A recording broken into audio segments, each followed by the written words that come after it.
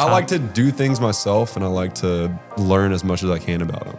And I think that produces a quality product in the end, no matter what you're doing. Well, I've lost about 80 pounds. Yeah, for my son, to be here longer for him. Yep. If I'm dealt a set of cards, I'm going to do everything I can to work with that set of cards because that's the cards that I have for now. This is not a cut and buff. No, yeah, this is off the gun. What? Yeah. Shut the up. Welcome back, everybody, to another episode of the After Hours podcast. On today's episode, we have Logan Davenport of D-Realm and Body Service Ideal. Logan is from Northeast Texas, but he made a trip down to meet us in Houston when we were doing our Texas series of podcasts. This is the first one we're releasing. We have another 4 of them waiting to be released. We're going to try to get these out to you as soon as we can, but we also filmed a lot of videos, so make sure to check out our YouTube and, keep up to date on those videos. We don't know when everything's dropping, so. But yeah, we the first one was with Logan, and it was an amazing podcast. He was very, very generous and kind to us to make the 4-hour trip down to Houston to meet us at the Oblivion Garage, is what we call it. If you don't know Team Oblivion, but make sure you check them out as well. We did a podcast with Colin that will be coming out later. But Logan met us there. Bunch of cool cars, bunch of awesome people. We hung out the whole night with those guys and really got to, break bread with everyone and, learn about the Texas drifting community, which is honestly turning into one of my favorite drifting communities in the United States. So, but yeah, as far as Logan specifically, really cool dude, very meticulous, builds beautiful cars. The 180 that he brought, well, it's a 240, but we call it a 180, of course. If you know, you know. The 180 he brought is just immaculate. We did do a car check on that video as well, so that should be dropping same time as this. And yeah, enjoy it. Oh, by the way, we did have some small technical difficulties with the video side of this podcast, but it's really not a big deal. So the other ones seem to have worked pretty flawlessly, but we're still getting used to this traveling with a full podcast studio thing. So there's going to be some bumps here and there. Before jumping into this, please check out our sponsors. East Coast Drift School has got you covered when it comes to getting your seat time in this winter over at Raceway Park, New Jersey. Limitless Auto Fab, of course, for all your vehicle's bash bar needs. They're also producing a bunch of other products like catch cans, so check them out. Chase Bays always has some new and helpful products in the works when it comes to braking, power steering, oil systems, all that good stuff. Check them out at chasebays.com. RAMSTEAD MFG offers a great wheel fitment tool that we use here in the shop. Make sure to grab one on our website. Wrecked Magazine, best way to keep up with drifting subculture. They sell actual print magazines that come out quarterly, super high quality articles and photos. So make sure to support them and check out wreckedmagazine.com to subscribe. And last but not least, AG1. If you guys want to get your body in working order, getting ready for the drift season, check out AG1. We have a link below. Get you your welcome kit and everything else you need to get started. Just a reminder, we are giving away products every month over on FactionMotorsports.com. Every $5 gets you 1 entry, and Faction Motorsports merch and products gets you double entries. For our website raffle this month, we are giving away a set of front and rear bash bars from Limitless Auto Fab. So make sure to get those orders in for your chance to win.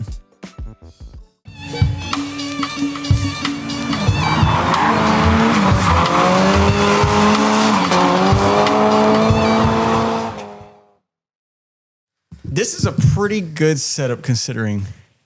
What do you mean? Because you worked on it for like an hour? I mean, dude, I don't know. We usually have bigger tables, And I'm sorry about the mic stands blocking us, but.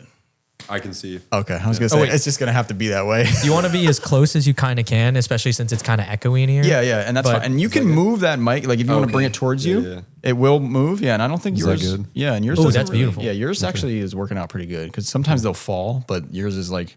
Okay. Staying pretty good. You told me that after I moved it. No. I mean like this. Like I'd move it and then it would go like this. Logan is the greatest. Yeah.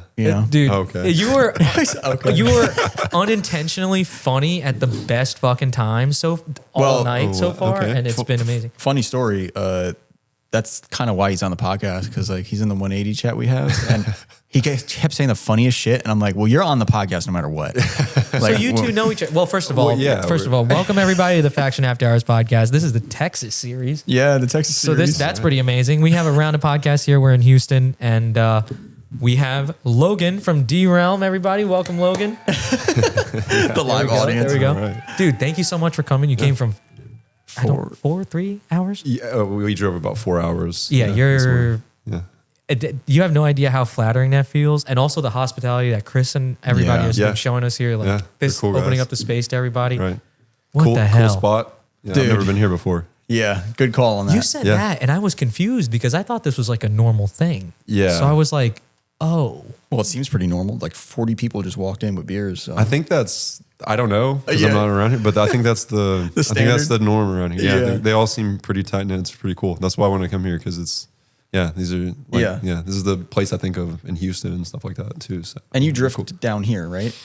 I have, okay. I don't have a lot of like driving time. Okay, so far. So but Houston I've seen is some where photos and videos and shit. Yeah, I've drove a little bit and streeted a little bit. Yeah, I feel like it's hard to not have one of these and not drive it. But would you say what is your 180 journey was to make it this what you're looking at here? Well, like, what do you mean? Like, because you know how right now everybody's just obsessed with like, oh, I need a door, I need a drive, I need grip, I need this, I need that. Yeah. But it seems like here you painted a picture really of what you wanted. Like I look at this and everything is intentional. Yeah. It's a beautiful car. Yeah, I definitely love like building the car. Dude. That's the best part. It's evident. And like now I get to look at Logan right now and like the whole car is behind you and it's still just such a delight to look at. I'm telling you, every body line is perfect. Thank you. You're a very meticulous guy. Yeah, well, yeah, I do. I take pride in what I do. Yeah, for sure. Is that a body guy thing? No, not really anymore. I don't think so. Not in like the collision world, at least. It's definitely like a, there's people out there, but yeah, it's. I feel like it goes further than just the body. Yeah, have you been like that your entire life? I generally have that approach to things. Just everything you do is top. I like to do things myself, and I like to learn as much as I can about them. And I think that produces a quality product in the end, no matter what you're doing. Yeah, and like the learning is when you drive it now. Mm-hmm. I don't know if this makes sense, or maybe this might be what you're feeling, but when you do something and you know you did it. Yeah. And it's all working. Yeah. What a feeling. Yeah. Yeah, exactly. Yeah. Oh my gosh. Yeah. It's I actually haven't really drove this. This is the first place I've like taken this car. Oh really? Yeah. So I had like originally finished building it in like 2019, I think it was. And it was just like a shell. And I built it and then I redid it last year. I had put it kind of on the back burner for about 5 years. I bought a house and had a son with a wonderful wife, and so it just wasn't really important to me. Have I seen photos of this car where it was like completely stripped? Yeah, that's the same car. Yeah, that's how I got it. I got it in like. Bro, I need to find those photos and show you. Yeah, like this. Yeah, it was a shell. Yeah, I don't mean to sound weird here, but I did go on Logan's page. I have seen photos of the car. Yeah, I also know what your house looks like. Dude, no. You know what Logan has on his page? If you guys don't follow Logan, go follow Logan. He's got this highlight reel of pizza. Yeah, I just started making pizza. We're bringing up. I saw that too. But the thing is he's taking photos of the pizza for the highlight reel like it's a detail, like under, side. You could see the depth, the pockets. That's what I mean, in the though. dough. Like, he's very meticulous with everything. I feel like. A pizza, dude. Yeah, I definitely enjoy the details of things. For sure. So I feel like that's not only a body shop thing. I feel like it's just how you are as a person. Like the paint's good, obviously, but you can see like there's like little things with the car where it's all like super anal, and like done really. Well, dude, really I said that, Logan, you had the special tism. Because in the bay, dude, I'm telling you, I'm just looking at it. I feel like I'm looking at a video game, but I'm here and I'm like, I don't even know what I'm looking at. Well, I love like that about drifting, that you can go like, I don't know if this car has necessarily like earned its to be called a drift car yet. Stop. This is a beautiful drift car. But you can go, up to the cars. What other motorsport where is it like that? Where in between, them racing, you can go look as a spectator. You can go look at them and notice like things that people put into it. And like, we really we love these things that we're building. So to me, it's like when someone's looking at it, them noticing those little things. I want them to like kind of feel that my thought process behind it, you know, everything. So. I would be so nervous if or anyone to ever drive with something like that. Really? See, I've thought of that. Because it's maybe more of a fault of my own, probably because I care and I take into account the fact that you worked hard for it. Right. But we're having fun. Yeah. We're driving, right? Yeah. I touch a door. Yeah. Yeah. That door is really straight, Logan. Right. It's aligned really well. Yeah. It closes with minimal effort, and then I just ruined that. Well, I feel like it depends on like you probably wouldn't go as hard if you were driving with this car, you know? I know, but shit happens. Yeah. You know that. Yeah. But I feel like you would dial it back a little bit. But when it comes to looking at it and seeing the things that are done to the car that make it like every car that's in this shop, in Chris's shop, right? You can look at each one. And there's like variances in each. And to me, that's when you can see somebody's character, kind of. My car is messy as fuck, but it has little bits of me and my friends in it because that's what important. Yeah. That's what's important to me. And like you look at all of these and you see different pieces of everyone in it, and it's kind of sick. I feel like kind of what I was talking about with like the details, like those things become the same things. And like my car, like you say, it's you know, something that you'd be nervous to drive with and stuff like that. And I probably will like try to just tandem with my team to begin with, and you know, because I got a lot of learning to do myself.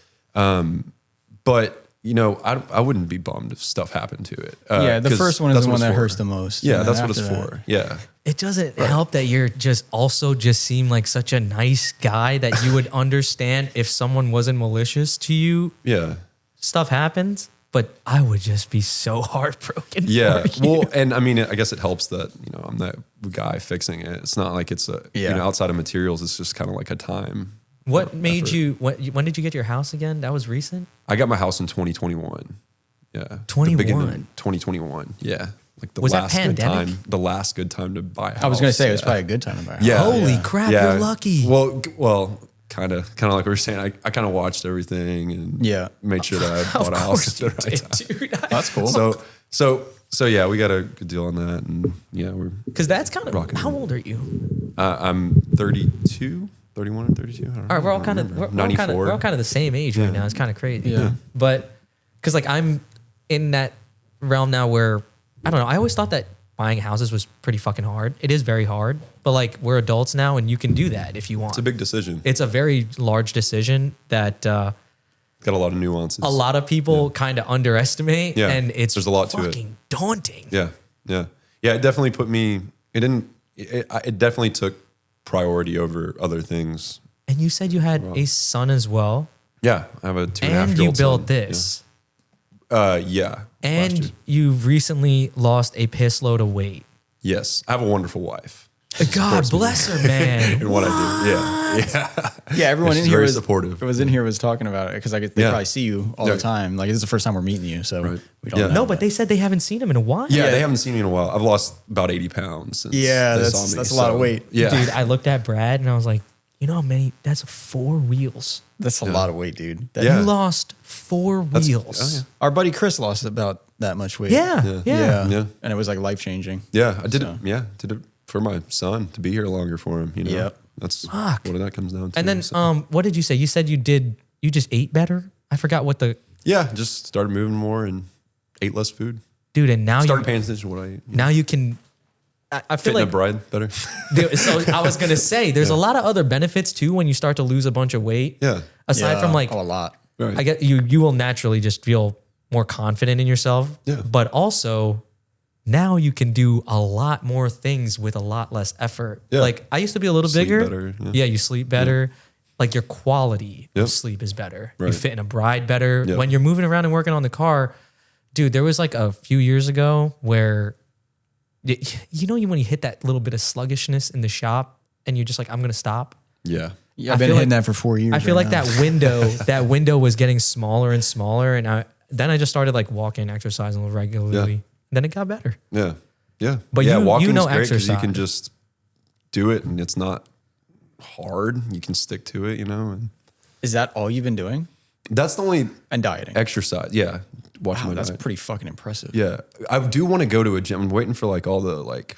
I kind of have a little bit of like social anxiety, so going to like a gym with like a lot of like New Year's resolution people kind of freaks me out. Oh, it's horrible. I want to get into a gym and work on that a little bit this year too. That's so weird. You say you have social anxiety. I don't feel that way with him at all. Oh, really? I don't know. Good. Well, I have a problem where I get anxious when I'm in a social setting, but I get fucking this shit starts running in my brain, and then I'm like, okay, high up. Well, yeah, and out then in just, public like, is different than like here inside, with people that I like. Yeah. Not that I know, but I know like have a shared interest with me. And, you know, dude, the one thing I hate about the gym is that I don't want to run into a bunch of kids who might judge me. Fuck that. Yeah. Like a bunch of teenagers who are like, look at this old guy.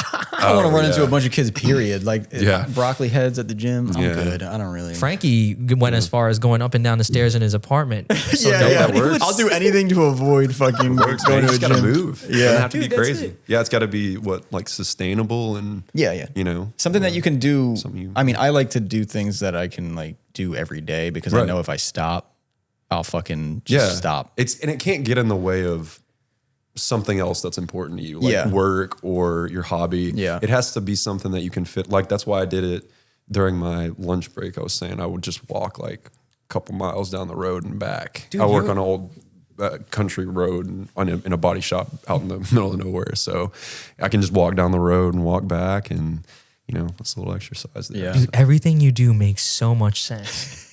It's kind of fucking I wish it nuts. felt that way to It's me. kind of nuts, dude. Really? Yeah. Because like, why would you go to a gym when you can walk the miles down the country road? Obviously, you seem to have enjoyed that. Like do it it's every nice day or whatever. Yeah, dude. Like doing it every day is the. It You know, only- like you're saying, you get into a slump at work, you know, sometimes a little bit of exercise can just like reset you. You know, you kind of clear your mind a little bit. dude, sometimes I hit a little jumping jack session to get the blood flowing. No, dude, Jumping jacks are good. you're talking, this guy is the one who's pulling over at final bout and like on the way home, just like, oh, we gotta Trying to stay awake. We gotta wake up. Meanwhile, whole truck full of people Circulation. have no idea Frankie is exhausted. Wakes you About up. to pass out. Yeah. Just yeah. risking the life of everybody. I actually remember it being like I was priming something. It was flash times working on, I think it was like these doors, and I was doing jumping jacks in a paint booth, just like waiting for the primer to flash so I Mask could put another. on. Yeah. Because you're Yeah. Or well, I'll spray in like I have a downdraft booth, access to a downdraft and a cross draft booth. So most of the time after I spray something, the overspray's gone, and like a I mean I can take my mask dude, off. I used to. Wow. Oh my God. pretty quickly. It's so. such a delight to spray in. Tell there. them how you paint, Carl.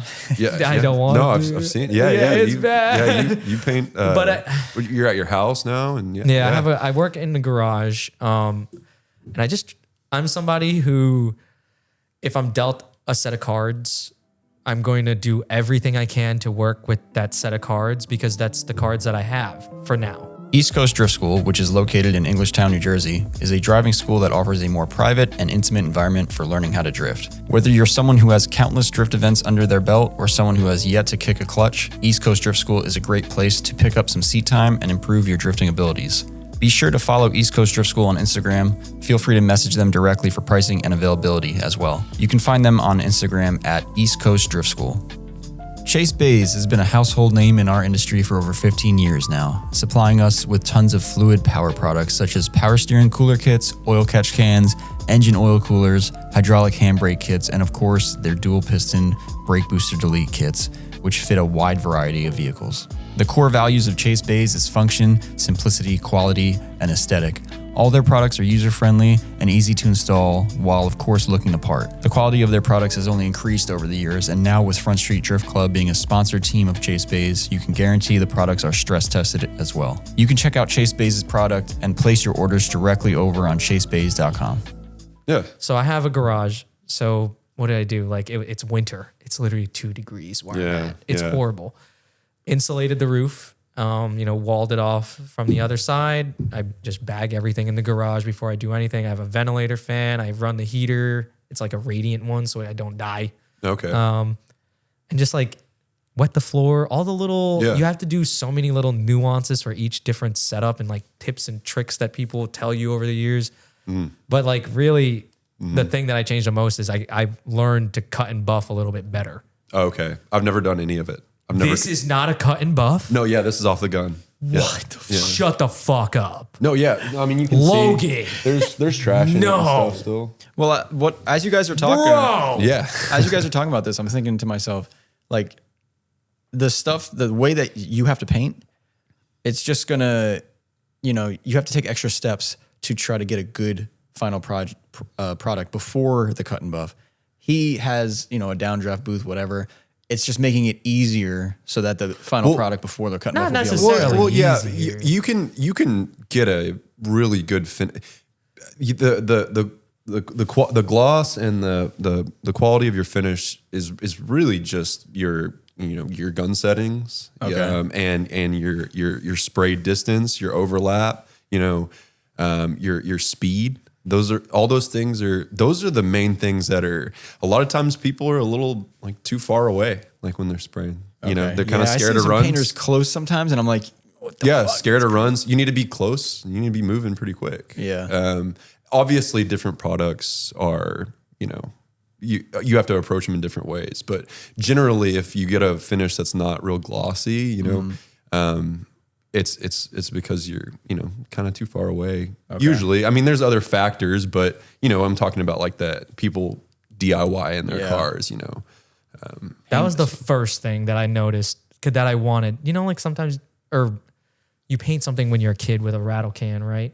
Mm-hmm. That's what I feel like. That's me now, by the way. That's what I feel like everybody's experience is when it comes to the mentality of like, oh, do you mind painting this for me? Like I've painted something before, like it's not that bad, go do it. Yeah. But when you want something that looks like that and you want to pay like pretty cheap, it's actually kind of hard. Yeah. But it's not impossible, but it is a little more difficult. Right. Well, there's only a couple ways you can make a paint job like cheaper, right?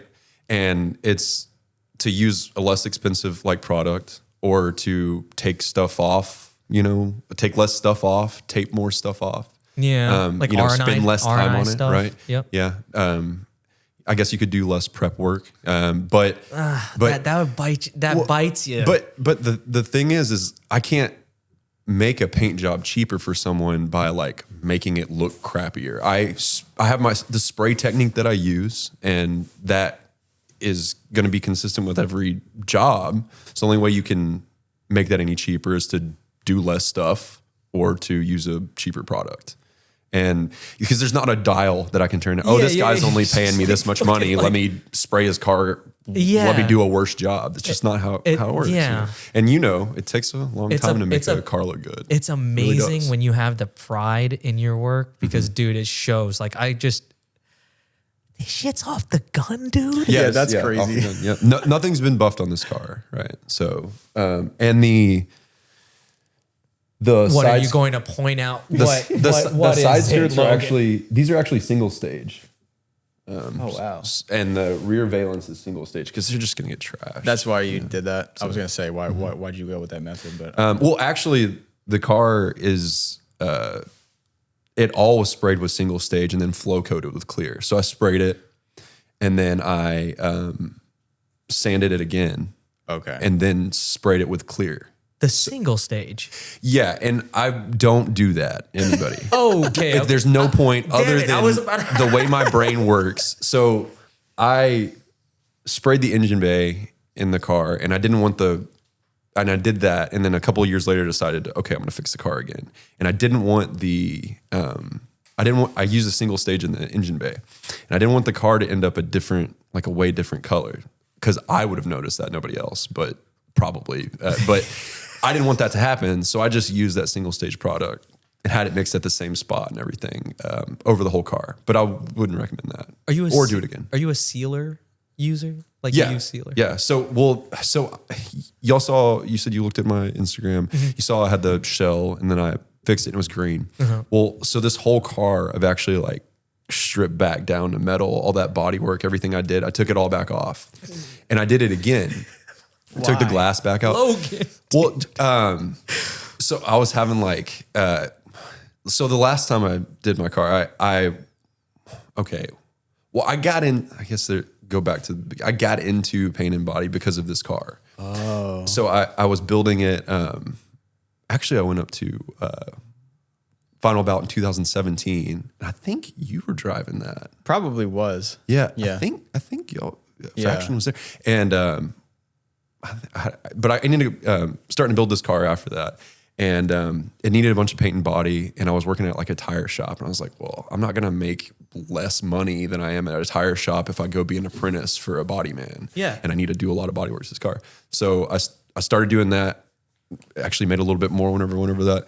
And then I would work on this car, after hours there. And I did some things that just I didn't like now that I've learned more. And I did all the prep work, but I didn't actually spray it that time. The painter there, I just had too much anxiety about it. I was like, I spent months working on this. Oh gosh, yeah, dude. Yeah. So I had him spray it. It looked good, but I don't know what happened. But then it sat in the sun for years. While the house, all that stuff. And I don't know if like the top layer of clear came off because I used PPG Omni. Excellent clear, love it. Yeah. And I shot Brad's car. MC 161s. Oh wait, no, I think we used PPG JC 630 or something. Okay. Shop line. Yeah. Cheaper one. Yeah. So I think that might just be like a mid solids or something like that. I used like the high solids MC 161. So it's like the cheaper line. It's not like the I think it's called Deltron is their top of the line. I freaking try that stuff. Yeah. Oh, it's great. Yeah, it's great. Yeah, it's on game. Yeah, I think I could give the gun to anybody and they could lay glass with that stuff. Definitely try it out. Yeah, and it's cheap. I think it's like I'll send you a link to where I get it from online. It's like I think $280 with a the hardener? Yeah, or something like that for a gallon. Oh, yeah, so it's cheaper. It's good for D cars because that's the clear that's on this. So it's dude. But anyways, so I don't know, something happened in one of the coats that he put on, and then he like buried it with a heavier coat. But it was like almost like the whole car was like solvent popped. That's like, and he buried it.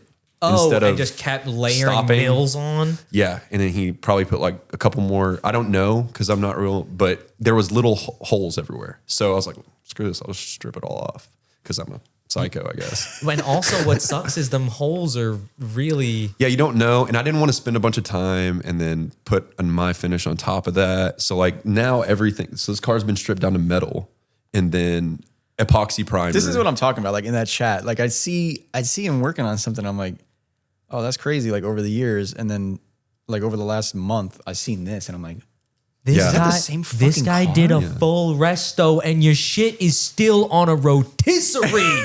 You motherfucker! Why are you hey, so rotisserie angry? is crazy because that's look awesome. at this, Frankie. That's sick. I mean, but access to Dude, it's just a resources, drive, man. Even just this short conversation we've just had, man. Yeah. You're a meticulous worker. Right. Like, this is amazing. Stripped it down to metal. Stripped it down to metal? Yeah, stripped it down to metal. What is wrong with you? Well, I really like I like the idea of like looking at my car and being like, I know exactly. I did all this. What's going on? Dude. I did all of this. Yeah, everything. And it's like tuning it. We were talking about earlier. Yeah. I really want to learn how to tune it. Like even if I blow it up, I'll learn how to build a motor. That's literally just another example of like your character. Because you, as you said, you literally taught yourself how, you took the precautionary steps to learn how to paint. Right. Yeah. To paint this. Yes. Right. That's it. Yeah. And now you have a full-on career. Yeah, that's the craziest part. Right. You started a career because of this car. Yeah. No. Yeah. This car is Isn't that crazy? solely responsible for. Yeah. It's. I think about it a lot. I'm thankful for this car for that. Did you not know exactly what you wanted to do back then, or it's just because you needed to paint this car? Literally. I would say that I didn't have direction before that. That's so crazy. As far as a career goes. Yeah. I mean, It's kind of interesting that when you apply yourself to that one thing, just shit starts to kind of happen. That's like why we're here. Yeah. This is the most like long-standing internet thing we've ever tried. This is the most long-standing relationship I ever had. Yeah, it's kind of nuts. Fuck you. We're breaking up. But like, you know what I mean? Yeah. Like, I don't know. That's just so freaking inspirational to me, or at least hopefully some of the listeners as well who are working on something and they're in a rut and it just, dude, how many ruts were you in with this? You know what I mean? Like, it's like, I mean, you gotta learn and collect information where you can, and build relationships. Do you do anything to keep going? To like tell yourself to keep going? Man, I just like really love 180 SX. That's perfect. Yeah, you Eddie. Remember? Can you clip that right there? That is, dude. Johnny, as far as the car is concerned, that's what it is, man. It's for building the car. I just really love these cars. I was gonna ask you about that too. Like, how did you get into these cars? Like 180s specifically? I guess drifting, but 180s. Well, how I got into, I mean, definitely like Derail, my team, is who got me into like the type of car I'm into. Yeah. Okay. I was working at like Office Depot, I think. I was like 17 or 18, and Carl just had to light a cigarette with a match. Wow. Okay. That's cool. Why is everybody tripping about the matches? Cool. I don't know. That's cool. First, they give you free matches at the store. Yeah. If you're a cigarette smoker and you didn't know that, you're new. Yeah. So you just ask for them. Give me some matches. And you can't have lighters on the plane. Yeah. And also, Chris, I see them smoke cigarettes cool in when here. You do it. And, it's a conversation. Yeah. Now I can have a cigarette. Yeah. Can we smoke in here? Yeah. Chris said we could. Okay. Yeah. I think so. You can definitely smoke in here. Okay. But like, that's funny. All right. Yeah. So your 180SX. Oh yeah. So I was working at Office Depot, and I had an Integra. Okay. Yeah. I had like a DC2, and it no was cool. way. Yeah. That was my first car. Dude, I love you, man. I had a DC2 as well. That car taught me so much. Yeah, they're great. Yeah, I don't know if I had a lot of fun with my friends with that car. Like Until I found out it doesn't drift. Yeah. Well, so anyways, I pulled out of Office Depot, and there was like these blue lights. I don't even think I'd even heard turbo noises before.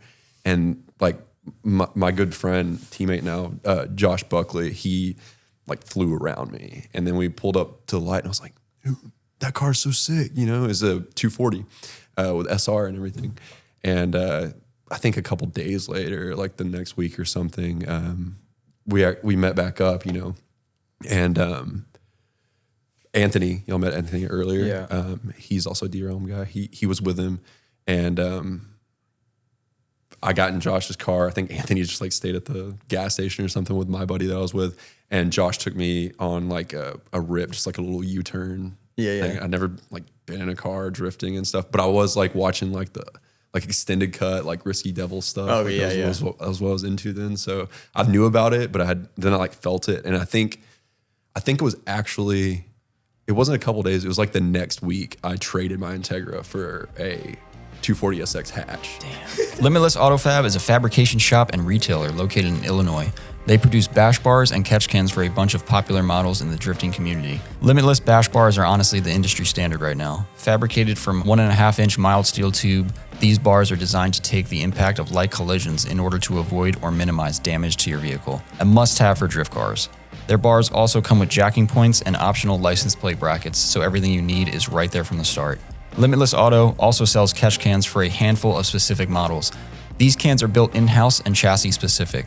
We have used these cans in the shop with great results. The guys over at Limitless are on social media, so make sure to check out their Instagram and give them a follow. They post photos of all the drift cars using their products, from Front Street Drift Club to Animal Style.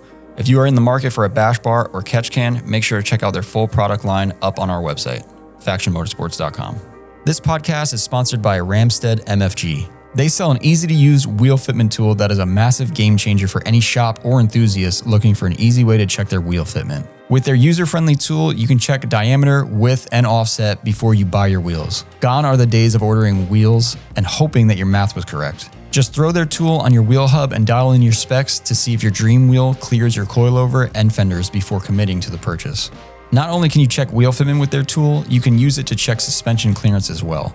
This is really great for drifters who are always changing wheel lock and adding angle to their setups. Now you can see if those new suspension arms or tie rods will clear your wheels at full lock before going out and destroying your new wheels. Another feature is that you can use two of these tools together to measure track width from the wheel center line. About 20% of RAMSTEAD's customers purchase two tools at once so they can measure track width for various wheel and suspension setups. I recommend this product to the everyday enthusiast and, most importantly, shop owners that need a way to size wheels for customers so that they know they are getting the right specs before ordering a brand new set of wheels. To get more info, head on over to RAMSTEADMFG.com, and if you'd like to purchase their Wheel Fitment Tool Pro, we are now carrying them in store at Faction Motorsports and FactionMotorsports.com. That's what happened to me too. Yeah. Oh, wow. I traded it for like a stock one. And then the guy messaged me like it was I did it on Facebook or Craigslist, I think. Craigslist, probably. And and then he like texted, he like called my mom or something because I was a kid, my parents weren't with me, and he was like, I want my car back. I knew that's what you were going to say. This thing, like, it got like 12 miles to the gallon on the way home because it was fucked. So I was like, yeah, but. Whoa. Hey. He bought it. He bought it. Like, yeah, that's what we told him. I mean, like, he looked at the car. I mean, I didn't know anything was wrong. I don't think anything was it wrong bone stock? You said it was bone stock when you got it? No, it actually, it had like a B16 for some reason, like a JDM B16. In the Integra? I think the guy had a Civic and crashed his Civic and bought an Integra and put the engine from the Civic into the Integra. But it was like turbo. It was my first car was like a turbo Integra, and it was fast. It was way too fast for kids. But then something happened. We took the turbo off, and then it was naturally aspirated. It was really slow. So yeah, B16 is not very exciting. It sounds cool. Yeah, no, dude, it wasn't. Yeah, I mean, it's funny when you hear where the originations of like everybody's car is because for some reason when they come to like from Honda, it's like the craziest upscale. Because when you get out of the Honda, you get into something that can get around like the U-turn. That was the same thing for me, except it was in the snow. I had my ex was sitting, and my Chris, the tech at Faction now, had a Z. That was like his first car. Okay. And we're in the snow, and we had to turn around.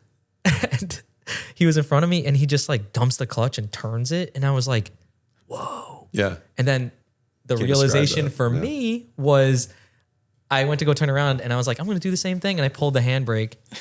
And it just went like that a little bit. And I was like, I don't like this anymore at all. Because Chris looked so cool doing that. Because it's like, what are you going to do? I mean, especially like somewhere where I live. It's like, what are you going to do with a Honda? You're going to just race other Hondas, that's it. What are you going to go? Yeah, stand around in a parking lot. It's not like you don't have like a curvy, like country roads for some reason. I'm thinking like it goes up. Yeah, but I'm not trying to die either, you know? I'm not trying to like because run off and hit a tree or something. You got to see like pretty high speeds in that. I mean, I would, if I still have a Honda. First of all, I have a EK hatch that's just daily, right? I mean, I bet it looks. But there's no point.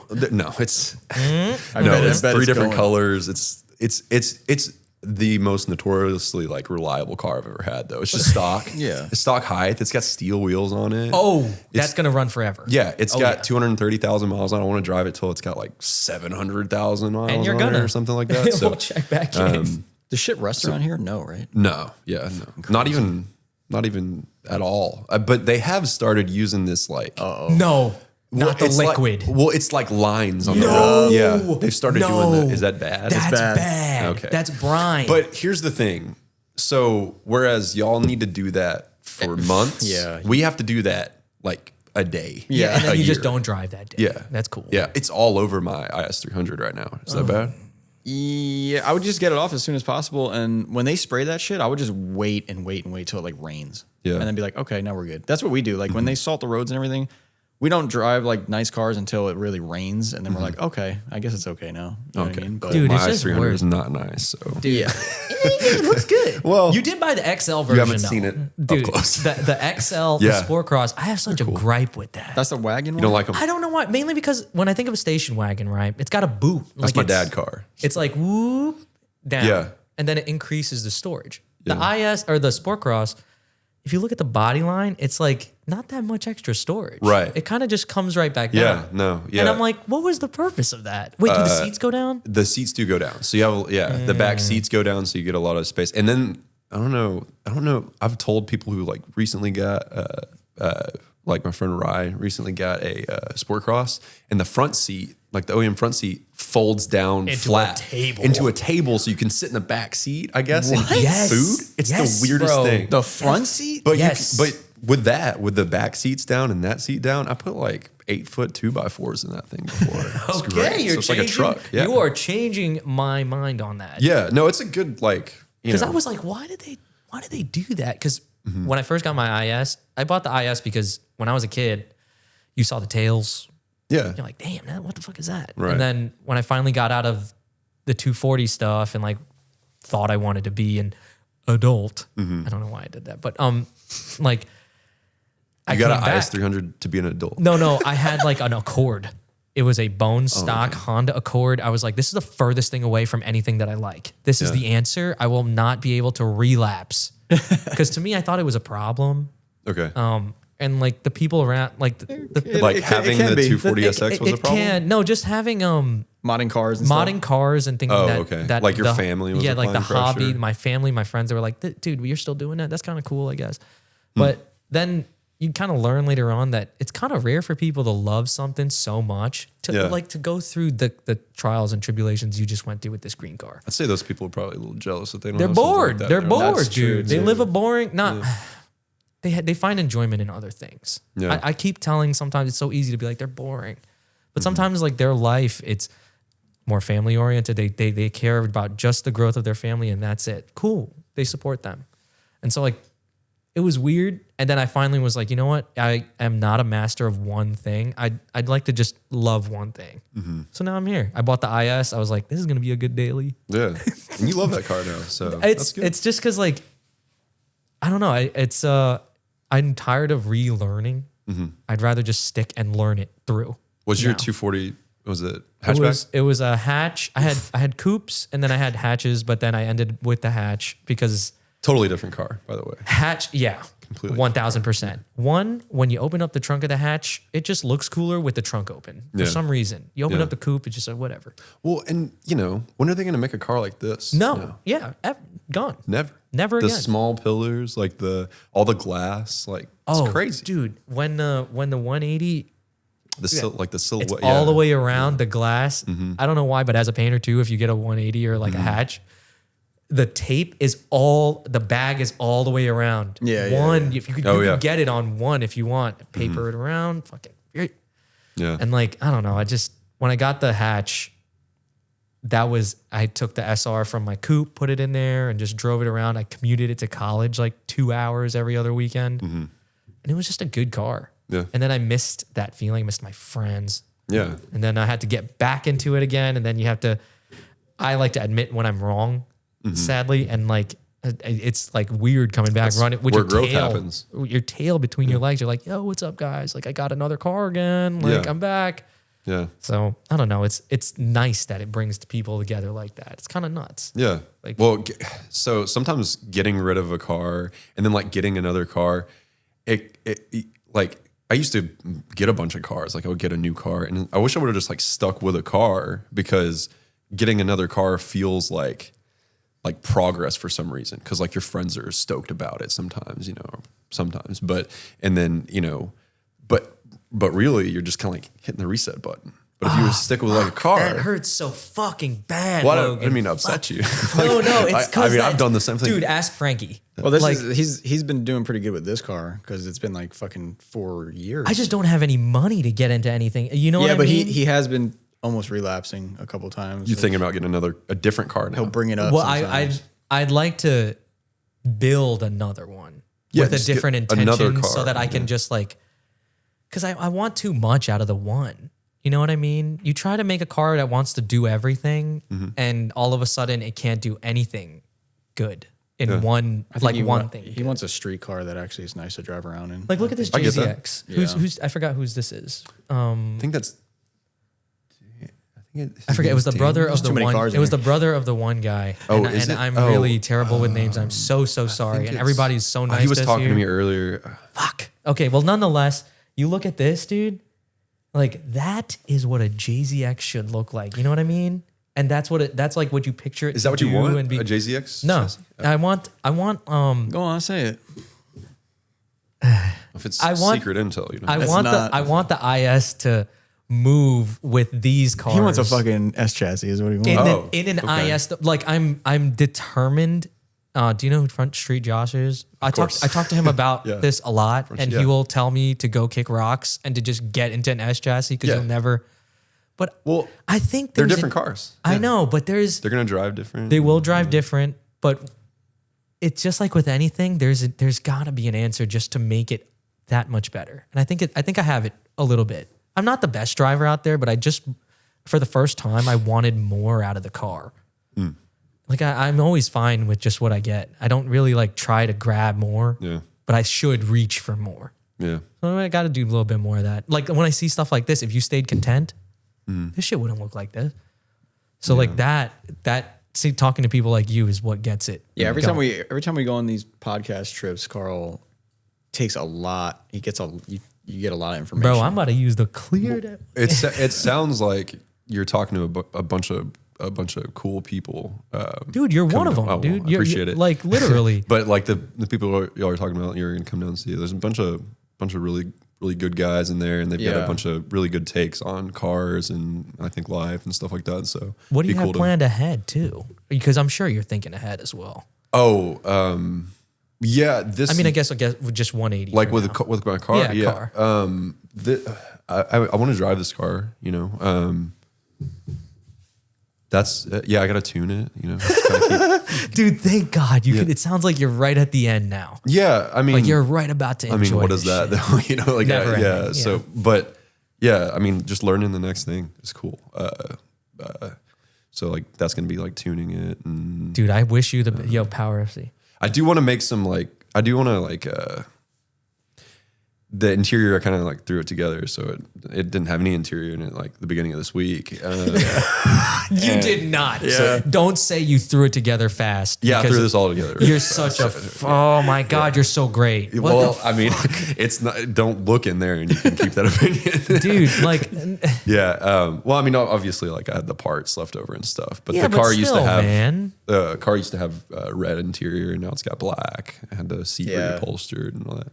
I kind of wanted to tame down the interior a little bit because the outside of the car is so loud. So it's like very grown. Like it's very, since it's so classy and like minimalist, it's like timeless now. Well, I like to, with my car, I've tried to like ride the edge of like, you know, it's got like the like race inspired stuff, like the stitch welding and the gutted rear, but like it like also like somehow get like the like race inspired stuff, but like also like the like street, you know, look and feel. But without a bit of functionality too, you know what I mean? You know, the stitch welding is sick, but it also works. Yeah. Well, car's kind of wadded up back there. So I know you showed me. So I kind of. He shows me like one little pocket in the back left corner. Yeah. There's like a little bit of a wrinkle, and all I can think about is how bad our cars look. Yeah. Well, this car's got it's definitely got some shims and washers and holes reamed and stuff like that. Every 240 does, honestly. But what about future, like your life? That's a deep. My life was not expecting that. Yeah, dude. What are you gonna do? Because we're 30 now, dude. Yeah. Well, you know. Well, you got your family and stuff. Yeah. That's definitely want to keep supporting my son and watching him grow and spending as much time as I can with him. You said 2.5 years old. Yeah, he's 2.5. His name's Rowan. He's awesome. He's getting up and stuff. Oh, dude, yeah, he doesn't sit down. Oh, gosh. Yeah, he's all over. It was exhausting for sure. Dude, being dad's probably crazy. Yeah, it's the greatest thing that's ever happened to me, for sure. Thank you to your wife again for letting you come out here. And I know, dude. I just thought about that. Oh, my goodness gracious. I have a very big support system. My family's awesome. Yeah. I'm like thinking about this little kid running around now at home. Yeah, like, I know. I'm like, he needs his dad right now. Yeah, they're probably all exhausted. I'm definitely looking forward to spending time with them later this weekend, for sure. This podcast is sponsored by AG1. AG1 is the clinically backed daily health drink that combines your multivitamin, pre and probiotics, superfoods, and antioxidants into one deliciously simple scoop. One scoop in the morning with 8 to 12 ounces of cold water is all it takes to keep you on the right path to improving your health. Winter's here, colder, shorter days, wrenching in the garage, and doing whatever we can to support our immune system. We all know the cold weather doesn't exactly scream health, but with AG1, you can get your daily immune support that helps you stay at your best this winter. Powered by antioxidants, probiotics, and functional mushrooms, stay one scoop ahead with the daily immune support of AG1. Go to shop.drinkag1.com/faction to receive 3 AG1 travel packs, 3 AGZ travel packs, and a bottle of vitamin D3 and K2 in your AG1 welcome kit when you first subscribe. Link is also available in the show notes. We are super excited to be working with Wrecked Magazine. Wrecked has been capturing the best moments in drifting since the mid-2000s. After a long hiatus, they have recently been brought back from the dead with the best people in the industry leading the charge. The first couple issues have been nothing but amazing, and after speaking with these guys, I can tell you it's only going to get better. Now, I won't lie, a print magazine being brought back to life in 2026 is a pretty risky move. It's a dying industry with video content and social media flooding the market, but nothing beats the nostalgic feeling of print. It's always been the best way to get a glimpse into the automotive scene that you're interested in. Automotive magazines were the reason some of us even got into cars. To this day, I still have all my magazines from high school, and it's so cool to be able to go back to see how the culture was during that specific time. And to have a US-based magazine that's just focused on drifting is unreal. They have tons of information in the first 2 issues that I've been reading through. Everything from event coverage, specific vehicle articles, driver profiles, shop tours, much more. Even the ads are cool. For more info, or if you are looking to subscribe, head on over to wreckedmagazine.com. They got a bunch of other cool stuff on there as well. We are in the middle of trying to get some of these to sell here at the shop, so hopefully in the next few months we have them here to at least check out, or if you want to purchase them. Yeah. Hopefully I can make him some pizza on Sunday. Dude. The pizza thing is actually pretty... Yeah, I don't know. It just gives it like a little bit of a, yo, who is this guy? Well, you can't just be all about cars, you know. No, you gotta. I mean, you can, but it's you just won't like them. It's crazy. I'll get to that point if I'm like I consume myself with like my interest like pretty heavily. So if I don't like divert that, I'll just burn myself out on it. I won't care about it anymore. What else you got? What else you into nowadays? Pizza. Yeah. Making pizza. Yeah. Dude, you ever come up north? Yeah, I was gonna say you gotta come by us. Well, where's the pizza inspiration coming from? I went to my friend Jeremy's house in Pennsylvania. Okay, yeah, you're getting close. To see a band play. What band? Spraynard. Yeah. That does sound familiar. Yeah, but I think Iron Chic and Get Bent. Ben. Yeah, that was another sounds band. familiar too. I like a lot of Philly bands. Okay, Philly has some really good music. Yeah, I'm not that far from Philly. You need a place to stay, you let me know. Yeah, it was great. I love like old buildings. I live in a really old house, so Philly was really cool with that. But yeah, I went up there and I had some pizza there. It was pretty good. And that was it? Yeah. That set it off? No. Okay. I just like pizza, man. Yeah, I was like, I want to start making pizza, so. We like have a rule where we don't really eat pizza anytime we leave our area. Okay. Yeah. Don't eat it down here. Yeah. It's not great. Yeah. It's not. Well, yeah. No, there's not. It's like, I'm sure there's good spots, but I live where there's like you can eat at Pizza Hut or Domino's. That's like what we have. Dude, the thing is like when people make pizza at home, it doesn't look like the pizza that we eat. But then the pizza that you made looks like the pizza that we eat, and I was like, yeah, how do you do that? Yeah. Nice charred crust, well done, kind of thin. I like, do you make the dough yourself? I think I saw that on the highlight reel dough, too. Fermented over. You're gonna get your own brick oven? No, I'm using my home oven. Okay. I can use like a little steel plate that makes it like a pizza oven. Yeah, it's cool. It's fun. Yeah. But that is amazing. Yeah. So I definitely want to make more pizza. But I fucking hate cooking, bro. Really? Yeah. I like cooking. I think I finally learned that about myself. I really don't enjoy it at all, but I do it. Yeah. But I don't want to. Yeah. Like I'll leave work and it's like I took a steak out or whatever and it's in the fridge and I'm like, okay, I got to go home and eat. And in the back of my mind, I'm like, I just want to go get fucking halal food and like I just go home and eat and go to sleep. Yeah. But it's like, I got to go. And steak is the easiest thing to cook too. Yeah, it like, really is. Yeah. It's still like one of those things where it's like a chore to me. I don't know. It is a chore. Yeah. What's a meal prep item that you're making? Steak is for you. I know you have steak and broccoli or chicken and broccoli. I do chicken on Sundays for meal prep. But I don't really mind that much. You don't meal prep, you just cook. I'm more of a like, I want to eat this. I'm going to run by the store on the way home type of guy. Grab it and...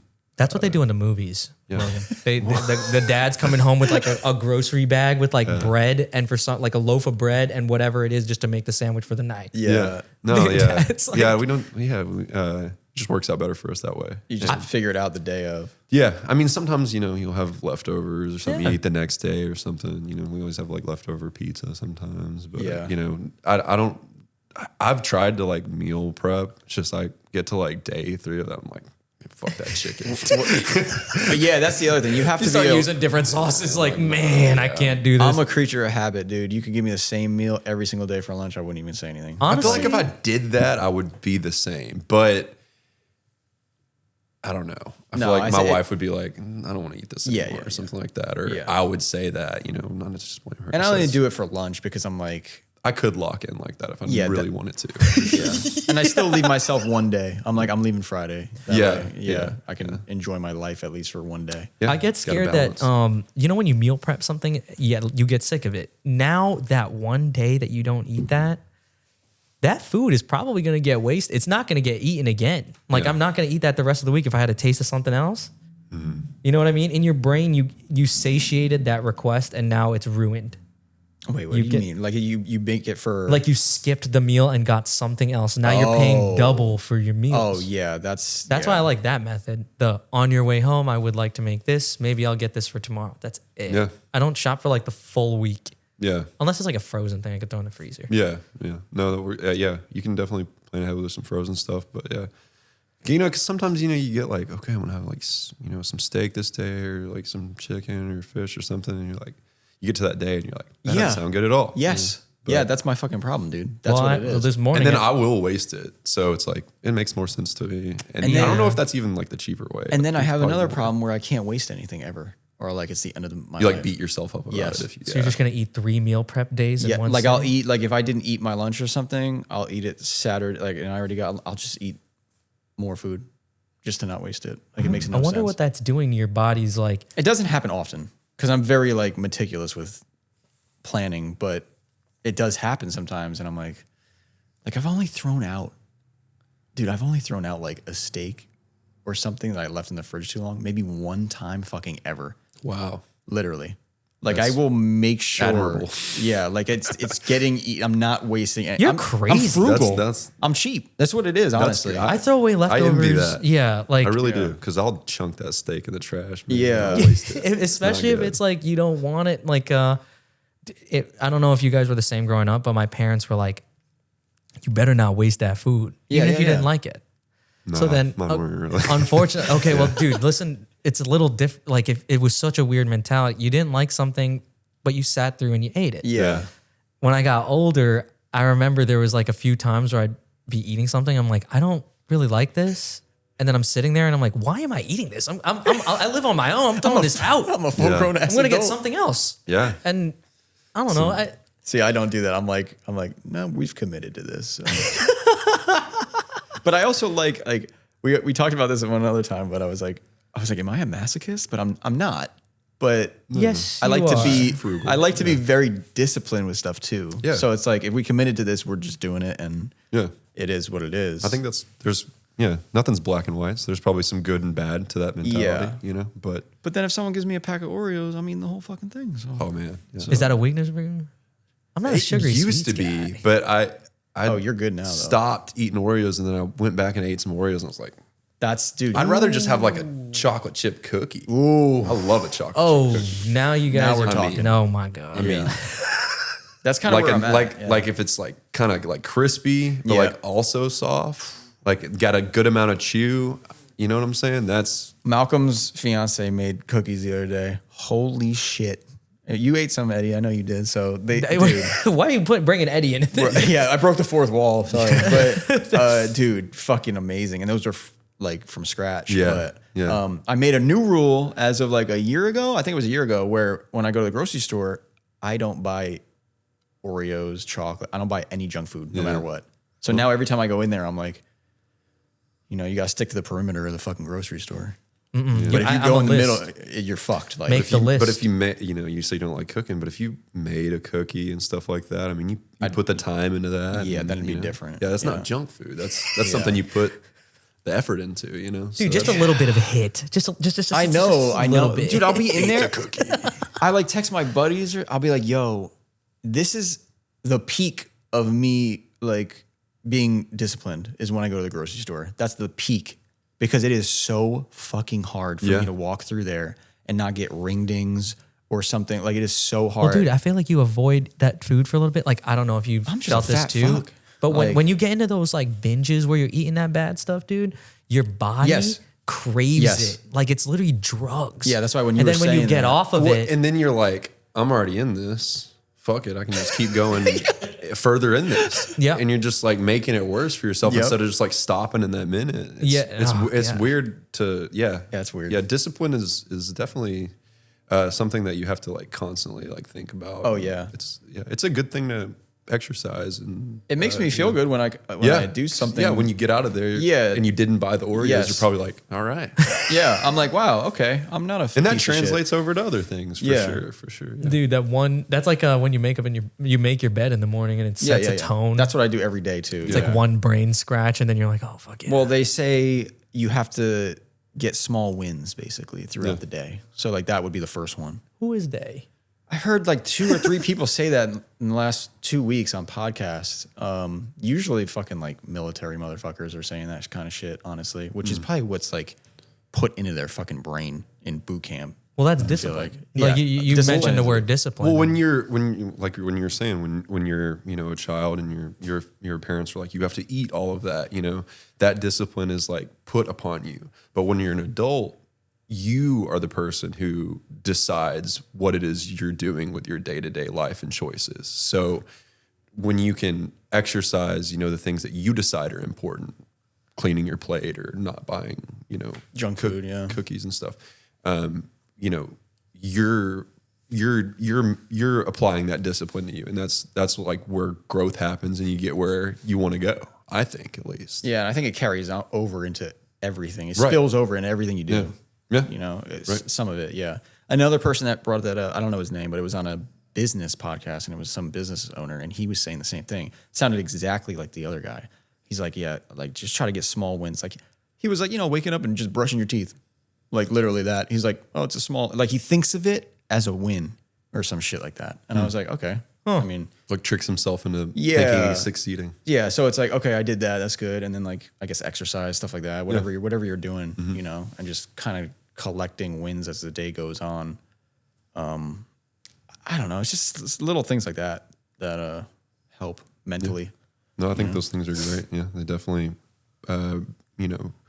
push you towards a greater, end goal, Yeah. I think at least. Because if I didn't have that shit, dude, I don't know what I'd be needing to go to the doctor like ASAP because my heart would be failing right now. We've been on food for a little bit. Do we need to veer back? Where do you want to go? Well, how long did you want to make this one? Well, we're gonna be here for a bit. All right, cool. Because we got to do car check too, and I want to definitely make sure we cover that. Yeah. Because we need visual of this. Not a lot of people. Did you know not a lot of people watch the video? Like you probably have a sick backdrop right now, and like not a lot of people watch it on Spotify. Yeah. Oh yeah. But I'll watch. I'll listen to the. I want to make sure this video. If y'all like talk about something, I'll like. Oh, I need to see that and pull it up. Yeah. Yeah. But yeah, podcasts are great for just like when you're working and kind of want to like a little bit of noise, Dude, sometimes when you're alone like that, that's all I want. You know what I mean? Just somebody to like say some shit. Yeah, it kind of scratches that like human desire for like communication. It's nuts to me that there's a lot of people just like you that listen to the podcast, and sometimes when I'm in the shop, that's some of the most frustrating time I could be going through. Mm-hmm. And then you have this on. Yeah. Nuts. Yeah. And we probably are talking about some of the same shit that they're going through. Yeah, you're probably sitting there, feet under your car, crossed, like staring up. And then here we are, bullshit. Staring up. Just like, or like that moment, like you're standing and then you just stop and you're like, disassociate. Like, why am I here? It's 1:30 in the morning. I'm sanding a 240 SX. Yeah. Dude, for the second time. But then you're done. And I think that's what I like about the body world is like you're done and you have something there to look at. Yeah. Even if it was like the first stages of a repair, like these arches, we could talk about these arches because the early stages where you pull them and use the wiggle wire. Dude, do you even know what wiggle wire is? Yeah. Uh-huh. Yeah. There's you about to learn me something. Dude, yeah. It's nuts. Yeah, it's actually insane. Yeah, but you go through all of that. Even at that first phase where you showed me where it's all raw, I would be geeking. I'd be like, fuck yeah, that shit looks awesome. Yeah. Next day you go, or you prime it, whatever. Next day you come in, it's all fucking smooth. Yeah. It's ready for the next step and you're quicker than me. It's there. No, this is all, really easy to say. Right. But you know what I mean? Like it's there. It's very rewarding. Oh gosh. What is the deal with these quarter panels?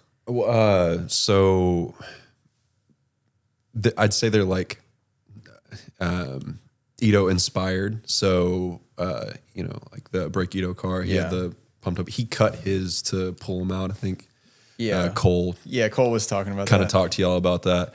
I wanted kind of the same look. I kind of went about it my own way. So I rolled them first. I didn't use like a roller. I used like hammer and dolly. Yeah. That's usually the best way to get that lip flat, I feel like. Well, yeah, I just didn't want to, I wanted to like kind of focus the areas I was moving out. But a roller would have got like a flatter pull to begin with. But the way I was finishing the body work, it wasn't really that big of a deal.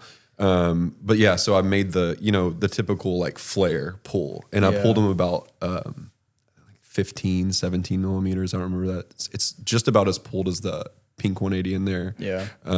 How'd you measure it? Did you put a ruler right at the body line? And then... Well, I have like a factory shell, like a OEM quarter shell. Yeah, so based from that, just added that and kind of measured on my car where that lands and stuff. So yeah, pulled them 17 mil. I think it was like 15 or 17 or something like that.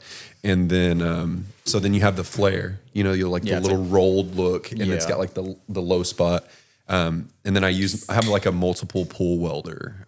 So it's like a welder with like a probe, and then you can have like a slide hammer on that. Yeah. And then there's an attachment for it, the wiggle wire, like he was talking about. It's just like a wiggly piece of copper. It looks like a swirl, you know. And then you weld in between those pieces, and you can have like a claw that pulls it out even. So these body lines, they're not like, you look at a OEM body 240, they're flat. These are kind of like, it kind of has like hips now. Yeah. It's like kind of like an overfender shape, but on the OEM metal. Wow. And then, so I pulled those lines out, and then the flare area, that low spot, I then pulled all that out flat and then finished it all with filler. So kind of the same style, but no cutting. Yeah, really. It sounds a lot better, to be honest with you. Because the cutting thing, I'm like, damn. Well, the cutting thing is definitely faster. Well, I'd say old school and very Japanese. And it's very barbaric. Like, how do we make this wider? So I have, new age tools and processes to accomplish the same look. I think I got close. It's kind of like my own thing. I wouldn't say it's spot on the way his looked, but it's kind of accomplished the same thing with a different process, a little bit less invasive too. How'd you feel when you found out about that? Like how he did his? Because I was fucking like, what? I wasn't really that surprised. Really? I would think about because if I thought, okay, this is how I want this to look, that would be one of the things that I would consider. I'm like one of those people that go back and look at those cars, and I'm just like, oh, they just rolled a quarter panel, and it just looks like that. Yeah. And then you find out it's like, nah, he fucking spent months on. I think I was probably impressed because it was probably like DIY, and I love that. Like Japan seems like they take on a lot more like at their house than the general American build here. They really, really DIY a lot of stuff, and down to like their paint, some of them. And the quality is just like amazing. It's good. Yeah, they're very like. But when I went over there for the first time and I saw everything, like how they exist, I'm like, these people are just like this. Yeah. In everything. It's the culture, I guess. Yeah, I've never been. So it's a 100% and 100% at everything. Yeah. That you can do your full effort. Which is so with nice. With what you have. So like a lot of people, like, I don't know, the word butcher is like a shortcutter, like it's like hodgepodge together. But when you do go, because I know you're going to end up over there at some point, I feel like. Maybe, yeah. I one day... I really don't have a lot of desire to go to I said the same thing. I said the same thing. But then you'll find yourself there and you're going to be like, I need to come here. Maybe just for like a family trip one day. All the chairs will be really small. I mean, seating at restaurants kind of seems like it would stress me out. Go for 2 weeks and you'll actually do that. You know what I'm saying? No. Honestly, now talking to Logan for a little bit, I could see how, dude, it would be extremely daunting, uncomfortable. Yeah. But the best part about it, at least when I was there, because sometimes some people will tell me, I don't get that from you. Like, you get anxious, like in random places where you feel really small and there's way too many people around. There's so many noises. You don't really know where to be, where to fit, what to say. Yeah. In Japan, for some reason, no one's paying attention to you. There's too many people. Yeah. So then you kind of have your own little world and you can experience it in your own way. Well, yeah, I guess here's the other thing is that like, so obviously it costs a lot of money. Oh, shitload. To go to another country, right? To be honest, I really don't agree with that with Japan.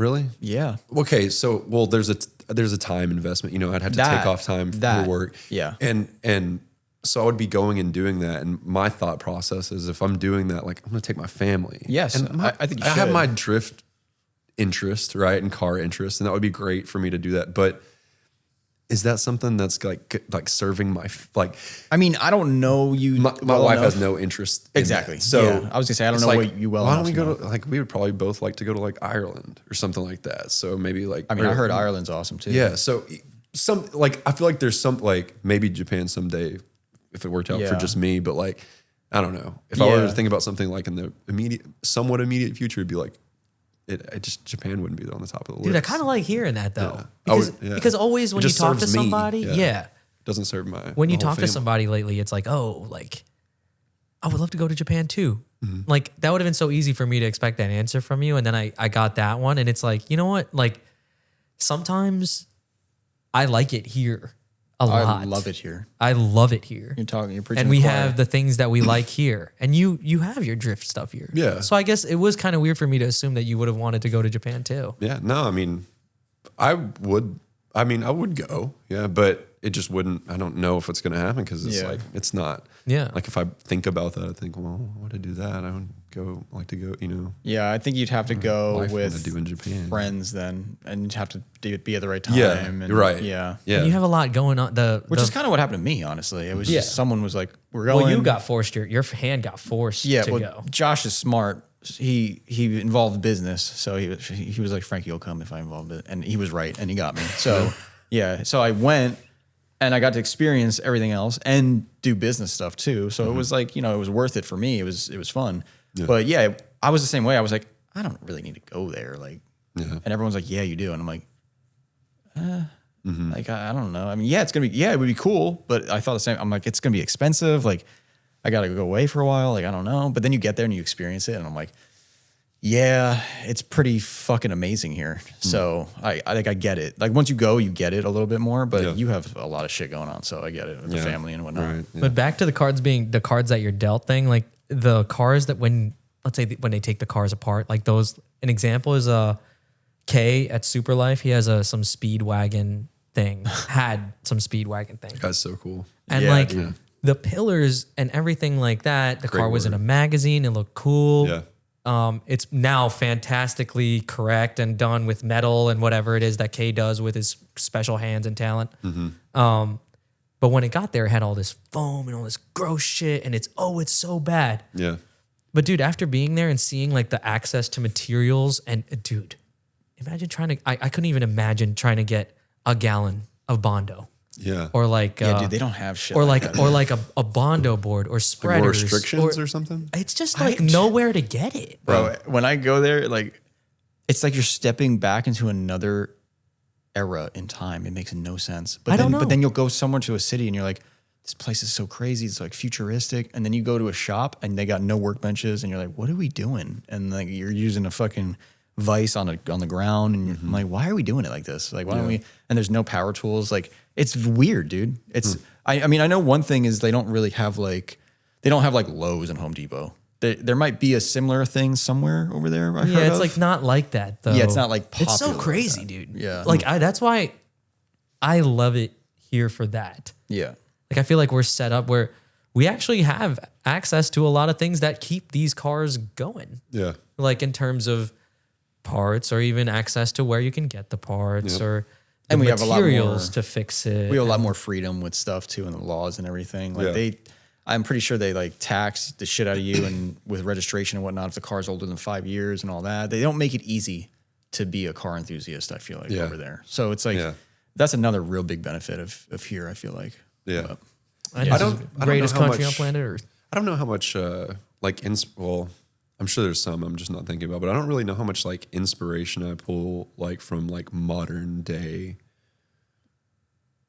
Japan. None. Looking at this, no. Yeah. This is that's another thing. It's like I'm going over there. Like, there will be cars and stuff, but and I'm saying like I'm sure there's stuff I'm just blanking on. Like, there's good cars, or I'm not saying that, but that's just not really. I pull a lot more inspiration from like old stuff. Well, and stuff that people are doing like here too. Yeah, you know this now. This is let's say I saw this car in Japan, this is a very rare thing to see. Dude, this would be like, It's you not feel like it's 20 years ago. Yeah, like this is, Yeah. it's the sport. It's kind of like evolving, you know? Like it's evolving there. Yeah. And like, To me, it's a different game. To me, it's kind of like they had cars like this, at least from what we saw. We never saw them in real life. I mean, they could have been piles of shit, but they had cars like this styled the way we like. And then it's like drifting started getting big in America. And then all of a sudden they started building cars like they did here. Yeah. And it's like, no, stop, wait, no. And then now it's like, that's how it looks to me. Mm-hmm. I'm like, and now we're building like way cooler cars like this in the style that they used to do. Yeah. Some would say they're progressing. Yeah. Or we're like going the opposite way, you know, but at the end of the day, it's like everyone's got their own style. So yeah, I just think that stuff like this is timeless because it happened and we're reveling in it still. Yeah. You know what I mean? It didn't go away. Right. It's fucking here. Yeah. And here to stay. It's like if you saw this car years down the line in a museum or something, I don't know if that's where we're headed, but like that car, like I'm looking at it and like this is a S13. Like this is a beautiful S13. Timeless. It's not like, oh goddamn, that's way too over the top for this. It was too over the top for that. It has its own character, and that's what makes it nice. Yeah. And timeless. Because dude, I feel like a lot of this stuff right now it's really easy to get lost in the mess. Yeah. Yeah. No, I agree. You know, origin this, origin that. Yeah. Top distributor of Origin, by the way. Yeah. Did you get like a That's your fault. get like a free one or something right now? I don't think you want an Origin body kit. I don't think Origin will touch it. Okay, so what is the front again? Easiosm. Easiosm. It's just like I think it's basically like a Cole mentioned that lip once on his pod. it's okay, yeah, I know it's that kind of lip, like I guess it's kind of like hot. It's like a more aggressive like cokey lip. Yeah. So like Hot Road. I don't know if it's actually the shape of Hot Road. I don't. But then it has like a molded like little splitter thing, on it. Yeah, dude, like it's kind of so shape. fucking cool. And what's the rest of it? It's also Easiosm. Oh, okay. But it's you know, the reproduction of like G Grow. Okay. Yeah. So the old. Is the lip supposed to be part of this kit? Or No, the right? front bumper is Cokey. well, the front bumper is kind of crazy. That matches this kit. Oh, a lot of people don't like it. It's got a big. I think y'all talked about it. On We did. It's got a really big. Okay. It's someone. It's calls a- it Oh like wait, a did I nutcracker say I bumper. liked it? Yeah, I think you liked it. And I was like, Yeah, all okay. right, Frankie, because I'd rock one. Yeah. But you'd have to do like if you're gonna pull that style off, you have to like do because like the GT 510 cars, I don't know if I'm referring to them as the right things, but like they had work metal buff CR Kais as well, and I looked at those cars a lot, and that's kind of the reason why I have these wheels, and they're my favorite wheels ever. These wheels are perfect. But they had like the full aero, and you have to kind of have the wing too, and the wing's kind of crazy. Okay. And then you have to have the custom quarters like they did. And then the front fenders, and it's just like none of that fits in with my car style. So I love when you can have a cokey front and then put a lip on, you know, just run the lip, but then have a body kit side and rear. yeah. Like that's It's kind of like a lip kit. Yeah. Because this is a lip as well. Oh, so the rear is a lip? Yeah. So, and I like how like it is. if your lip comes off, you don't kind of look like a drift dork without a bumper. Yeah, You know what I mean? Dude, because the rear bumper on the S13 does not, if you got the OEM one, it will not come off. Yeah. Yeah. no. I've never had one come off. Yeah. And if you dude, I've gotten rear-ended from a buddy. We were at a stop sign. The stock bar with everything stock in there still. Dude, solid. Yeah. Dude, it's solid. Yeah, as they're fuck. they're like solid, 5 miles an hour or less, but like still, it ate the hell out of it. And Yeah. and it was like a new Galant or whatever. Fucking 240 ate it. Yeah, I would just leave the rear bash bar. Like When I actual had a crash bar. S13, I did something similar without even knowing, I guess. But I bought a Duraflex kit. I was like a fucking kid. And the top of the bumper for the hatch, the mold was so terrible that Chris had an idea to cut it in half right at the body line. You know how they have that indent right here. there? Yeah. We cut it right there. Make like a lip. Trimmed it up, made our own lip, and it worked, in my opinion, better because now all we had to worry about was fitting a lip instead of fitting the full. because that line where the corner is out to that round bit on a bad aero kit looks really bad. Yeah. It looks really bad. And you can't flatten it to do anything because now you're going to end up putting a hole in it. You have to rebuild the You're just going to have to do the whole top of it. Yeah. Oh.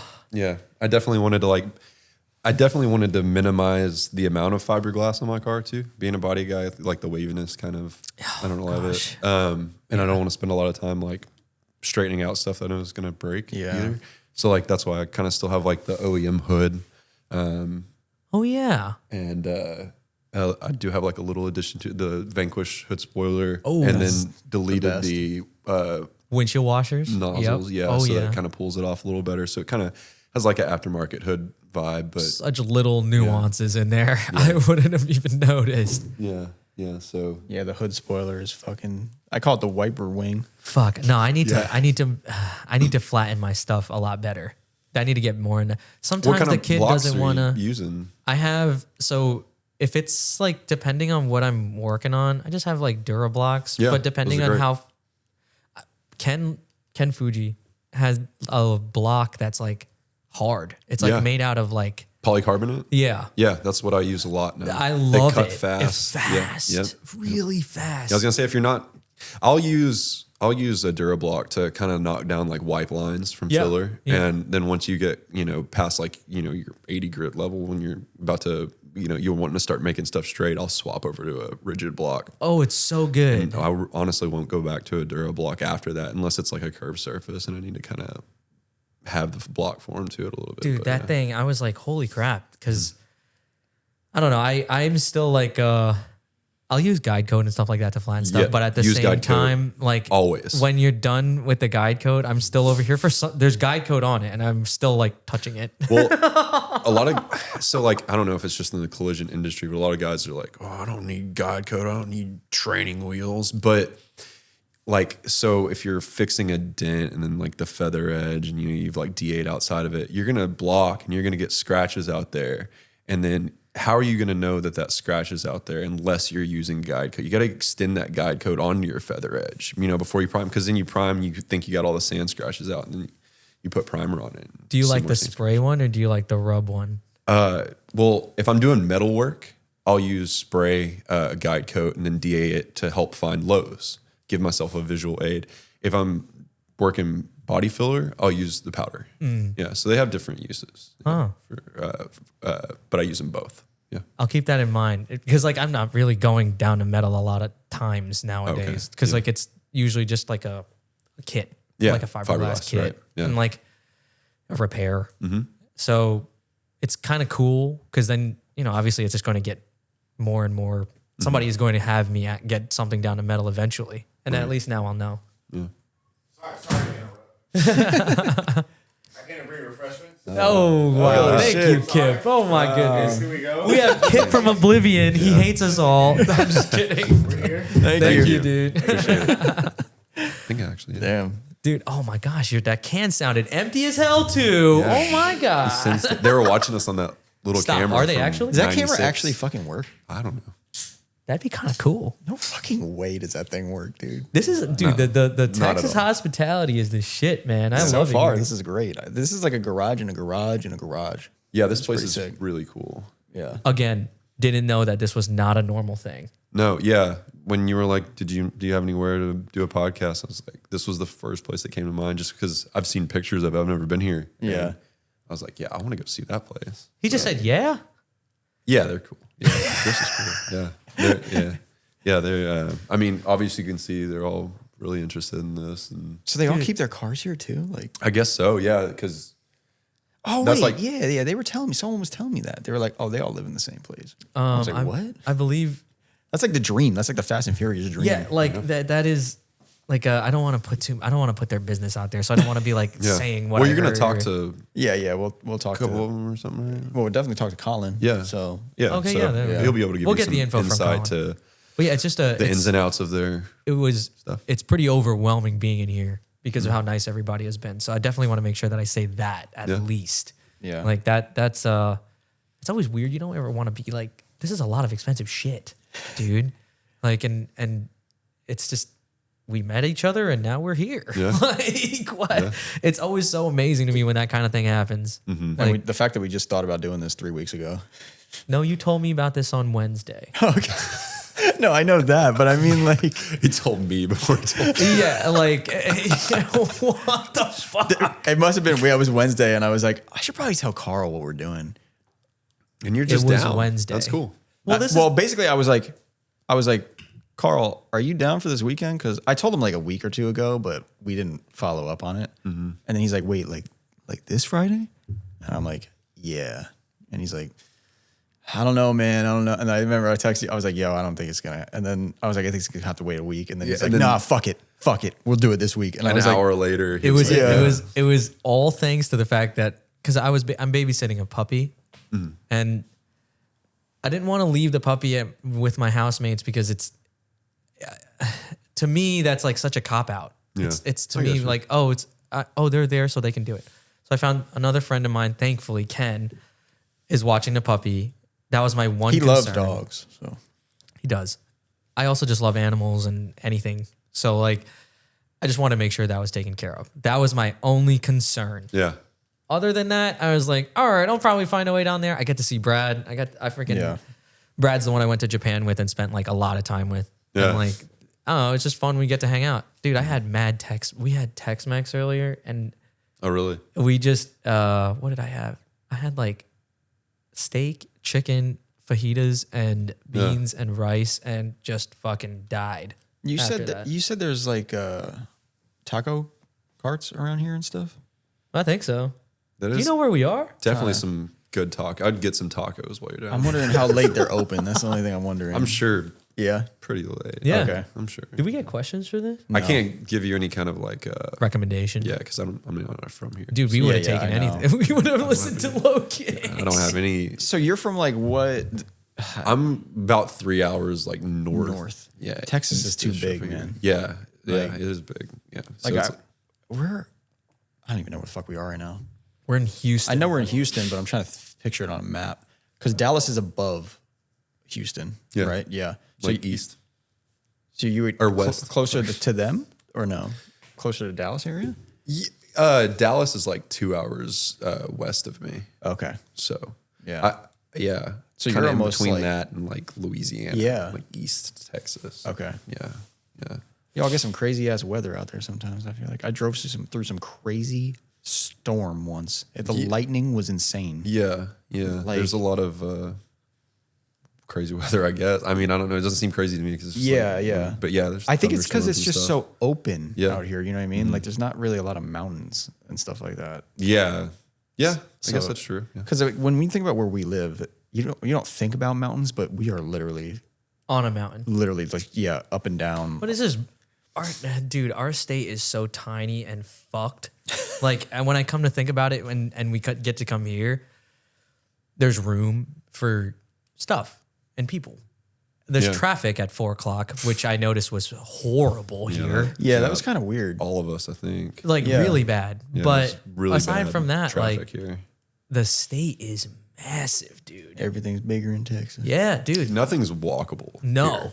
No. That sucks, kind of. That's kind of crazy. Yeah. Because you could walk everywhere, not everywhere in New Jersey, but you could walk somewhere where you could get food. Yeah, like something when I like was in Philly, it was like, Oh, yeah. it was like they're like, "Oh, we'll just park a couple blocks," and I was like, "What's a block?" You know, like we're gonna go here, like we're gonna go, but we need to park over here, and we'll just walk to this place. It was just very different than here.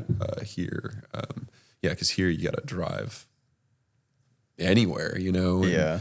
very car dependent. Even in our big cities, they're not drivable. Well, at least Or you not get to drive walkable. this. Yeah. Like I needed a better grocery mobile. Pow. Yeah. And where's like, I mean, Carl, you probably know this, but where do people drift here? Like, how far is it from here? Like, where's the knuckle up place? Like I think they said it was an hour. It's an hour like north of here. Oh, I think. okay. Yeah, So it's so even it's kind closer of to you. yeah. So it's like 3 hours from my house to Yeah. where they do knuckle up at Speed Sports. Speed Sports. Yeah, I like that track, dude. I like that. Yeah, name. it's I like that there's a Taco Bell very nearby. Yeah. I like that there is a gas station right Taco outside of the gate. Dude, it's honestly so set up yeah. to be a easy place to have a track day. Yeah, they do a really good job. Jimmy, Knuckle Up, they really run them good, and a bunch of really cool people there, you know. Dude, I don't know who. Someone was saying in there before, we were talking about cars, and I was like, yo, all the cool cars are in Texas now.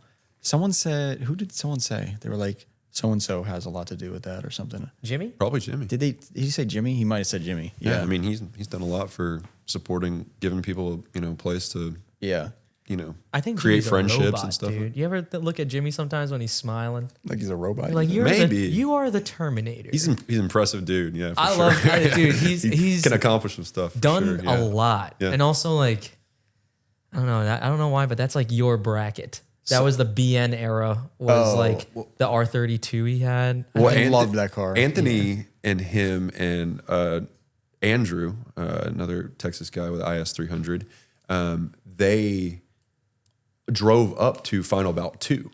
Oh, okay. That was Anthony, the one we were at. my teammate, he had a JZX 90, and he's had a JZX 90 since I think 2012. So he's like, he had him before everybody had him, you know. Wait a minute. Yeah, 2012. Whoa. Think about that for a second. Yeah, right? sorry. Yeah. We think glazed I was over like, wow, that. That's crazy. It's right? weird when you have to bring up a time frame from that far away because I feel like it's 2018. I'm like, oh, that was like 5 years. No, that was Yeah. a while ago. But 14 years ago. Jimmy and Andrew drove his BN R32. Yeah. What color was it then? Red? I think black. It was. Oh yeah. Okay, black. I remember. Yeah. To like Wisconsin. Yeah. From here. I remember that. Yeah. What kind of drive is that? That's over 20? It's got to be like. We're far. It's got to be. Well, because when I drove up from Tyler, it was 19. Okay, yeah. So it's got to be 22. That's why he has no 23. hair now. Yeah. 1000%. That was one of the jokes I was going to make when we see him. I'm like, so what did you do that made your hair go away? Yeah. That's great. Yeah. So, and that was like I said, Final Bout 2. So that's quite a while ago now. Right? Yeah. So, yeah. So was everyone just like I don't get how areas just all of a sudden have all these sick cars. It must be like It's events like Knuckle Up, Yeah. I think. Like people meeting other people who are interested in that and them doing things to their cars and getting inspired by each other. Yeah. I think that has a lot to do with it. Because, you know, it's that's where people congregate. Like I'm sure a lot of like the events in y'all's area, like people are building like similar style cars and stuff like that. I was about to say. missile cars. Well, yeah. It starts in like as one person. It starts one thing and they find out it works and then they all gravitate to the one thing. Versus here, I feel like even earlier when we were talking with some of the other Oblivion guys, the car meet that we were talking about, I forgot what it was, something by a pizza place. It's a lowrider meet, kind of lowrider, swingers, like a bunch of different builds, like really different.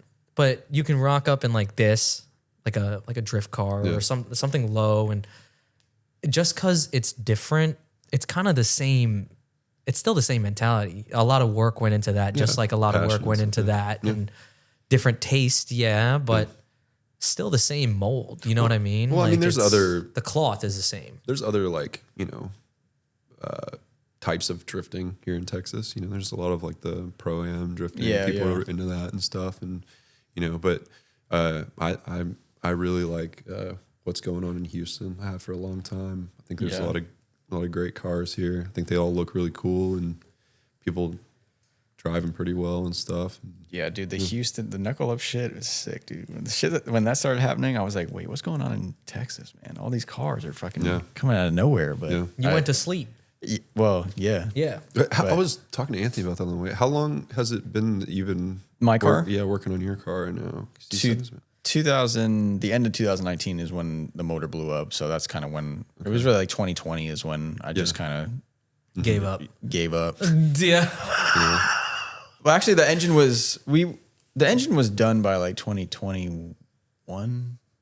Okay. Maybe. So the engine is like done. It's just the car. And then so you're like working on like it just snowballed. Like I was like, oh, I'll just do this while it's out. And then I was like, oh, well, I might as well paint the whole interior too while I'm painting the engine bay because that makes sense. Logan, I came to the shop one week and there was a fucking rotisserie outside. That's really cool. I was like, what is this? 240SX, is it okay to keep one of those on a rotisserie? We're gonna find out. Him right here. Because when I jack the front of my car up, Yeah, I know what you're saying. it's like, yeah, you know, so it's like, So we put is it it- okay to do that? Or are you gonna have like a U-shaped I might. 240? So we put a.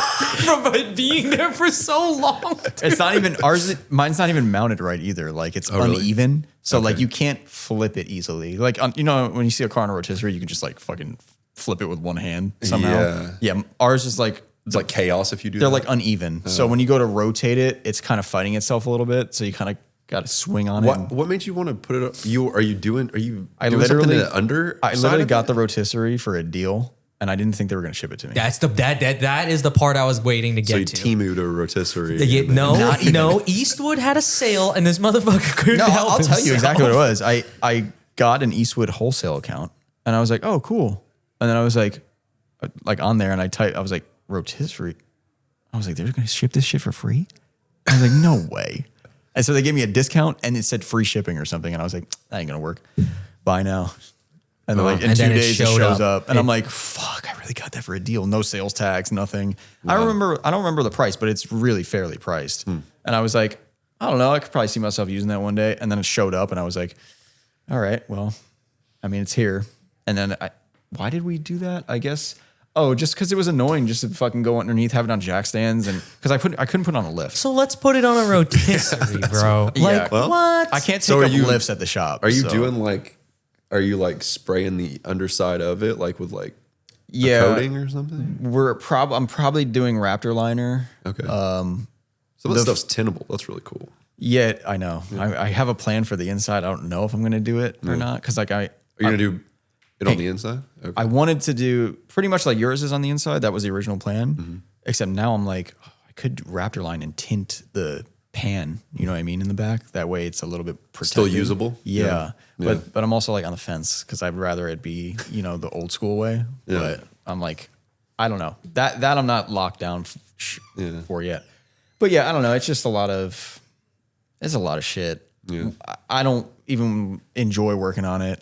I'm always doing shit for my business. So my priorities are not on my car. Yeah. And then it just snowballed. And now Now you have a 350Z. I have a 350. Before you know it, you got a V2. God damn, we even went there. That was perfect. Yeah. God damn. And you know what's crazy? I saw him fitting an Origin kit the other day, and I was like, He's gonna hate it. he's gonna hate it. And guess what? Not gonna want to do it. It didn't fit right. You had to call David Bob. Allegedly. He got it. Good. Yeah. It's almost like David Bob has done that a lot. It's almost like he made his own body kit. David Bob does a Futago line for the FRSs ZN6. yeah. It's like Okay. it was before the body kits came out for that car. Yeah. Yeah, he was like the first one. Honestly, that's such an awesome story because that's one of those things where you saw it happening and you were like, did he just make a body kit? And then Yeah. it started being produced and you saw your buddy really Yeah. get in there and you're like, holy crap. Now you have friends who are running his body kit and it's just like another cool little segue. awesome. Like, I don't How do you know. feel about those cars, ZN6? I feel like I'm gonna be working on a lot of them. Hopefully. Oh, gosh. Yeah, because I mean, you know, I'm trying to start up the body work on the side and stuff like that. Start doing other people's cars. Now mine's kind of wrapped up, but that's been a lot of the people who've been interested in having work done have those cars. Yeah. you know, so they're not like my. I want to know like want what one. you think. Yeah, I don't want. I don't want one, but I think they're like one of the better options for like A newer car? Yeah. In terms of styling, I also, I think they look all right. yes, but this is maybe a weird reason to like them. But when you do work on them for paint, I could bust one down pretty fast. Yeah. They're very nice to work Yeah, on. yeah. They're really easy to work on. Take the bumper off, fenders off, headlights off, the taillights come out, the door handles come out, the mirrors come out real nice. Now you have the whole door. Nice, simple car. Very yeah. simple car. And it's weird to think that that's a brand new car. Because Yeah. when I'm working on it, you go to take off an S13 door card, right? You do the little screw by the inside of the door handle. There's like the one for the actual door handle, the fucking handle for the window, and then the underneath pops out and you slide it up. Yeah. I'm forgetting some things like the other screw inside of the door, like closer to the dash. But that's literally all it took. I was ready to, because that was the newest car I ever had to take apart. Yeah. Have to take apart. Yeah. And I was like, God, this is going to be wait a minute. It was pretty easy. Yeah. Great car for that. Even working on the Z a little bit with the outside, I'm like, I kind of fucking hate it because it's like all the plastic clips, like and all that. And the ZN6 kind of same with the bumpers and stuff, right? With like, No, dude, I can get that OEM bumper off and like, but like the way they mount, like they have those weird, those weird things that connect to the fenders. If you had a yellow snap-on body clip popper, you'd be mint. Yeah, honestly. Frankie gave me one for Christmas because my car's yellow. Oh, okay. It literally looks like a switchblade, dude. I'm Talking about like the bumper retainers. Yeah. That they like the tabs on the bumper like snap into. Oh yeah, that one. Yeah. Like that sucks. And what else? I mean, stuff on the Z. Whereas like these cars are like bolted. Yeah. It's just like so. Dude, there's a weird nice. touch with it. I know you know what I'm talking about. To pop them off. Oh yeah. It's a swift. Yeah, you have to have some confidence. Yeah. Dude, Yeah. it's you have to pull on it. Yeah. Because In the the idea right is direction you want to as break well. that retainer and not tear the bumper. bumper or the tabs. Yeah. So you can spray some like glass cleaner in there to help lube it up a little bit. Yeah. I just don't like the clip thing, bro. Yeah. Like even the battery tray area. It's like, oh, you just got to take off these 10 clips and then take off the other 12 and then you can get the battery out. And it's like, bro, how about we just put the battery somewhere where I can get it out? Like, what? It's just little things like that where I'm like, these old cars are so nice to work on. Yeah, they are different for sure. Yeah, I mean, I pretty much only work on modern vehicles day to day. Yeah. You know, working in a collision repair. I mean, I guess facility. when you're like doing OEM replacement stuff, the newer cars are fine because Yeah, well, and if you break that stuff, an insurance company pays for yeah, it. yeah. And it's like You are one of the smartest people, dude. You know. You get to practice. No, I Yeah. mean, that's the thing. You It's know, I got to go there. practice Yeah. what I wanted to do for the cars I like on cars that I didn't really like on someone else's time. But you had to. But you had to do it. Well, because like learning like body work and learning paint, it's expensive to even learn how to do it. You know, You make a mistake and you're paying for it. yeah, and material, and if you're painting a car for your buddy or something like that, you kind of feel bad having to ask him to buy more stuff or even pay you more or something like that. So if you're learning that in a environment where an insurance company, who likes those, is Yeah, paying no one. for it, yeah, it's like it takes away some of that hindrance, I guess. Yeah. So- And you said you're starting side work body shop ideal or body, what was it? Body service Body ideal. service ideal, Yeah, sorry. that's. I like it's the kinda- name. Yeah, thanks. Me and one of my partner from D-Realm, his name's Garrett.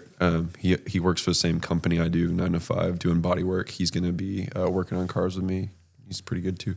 That's huge. Yeah, we're Just having another person that Yeah. you can trust their quality of work Yep. as well. Oh my God. Yeah, he's good. And we rented we're leasing a 3,000 square foot shop now. Fuck. We're gonna eventually build a booth in there, but we want to work on D cars, Yeah.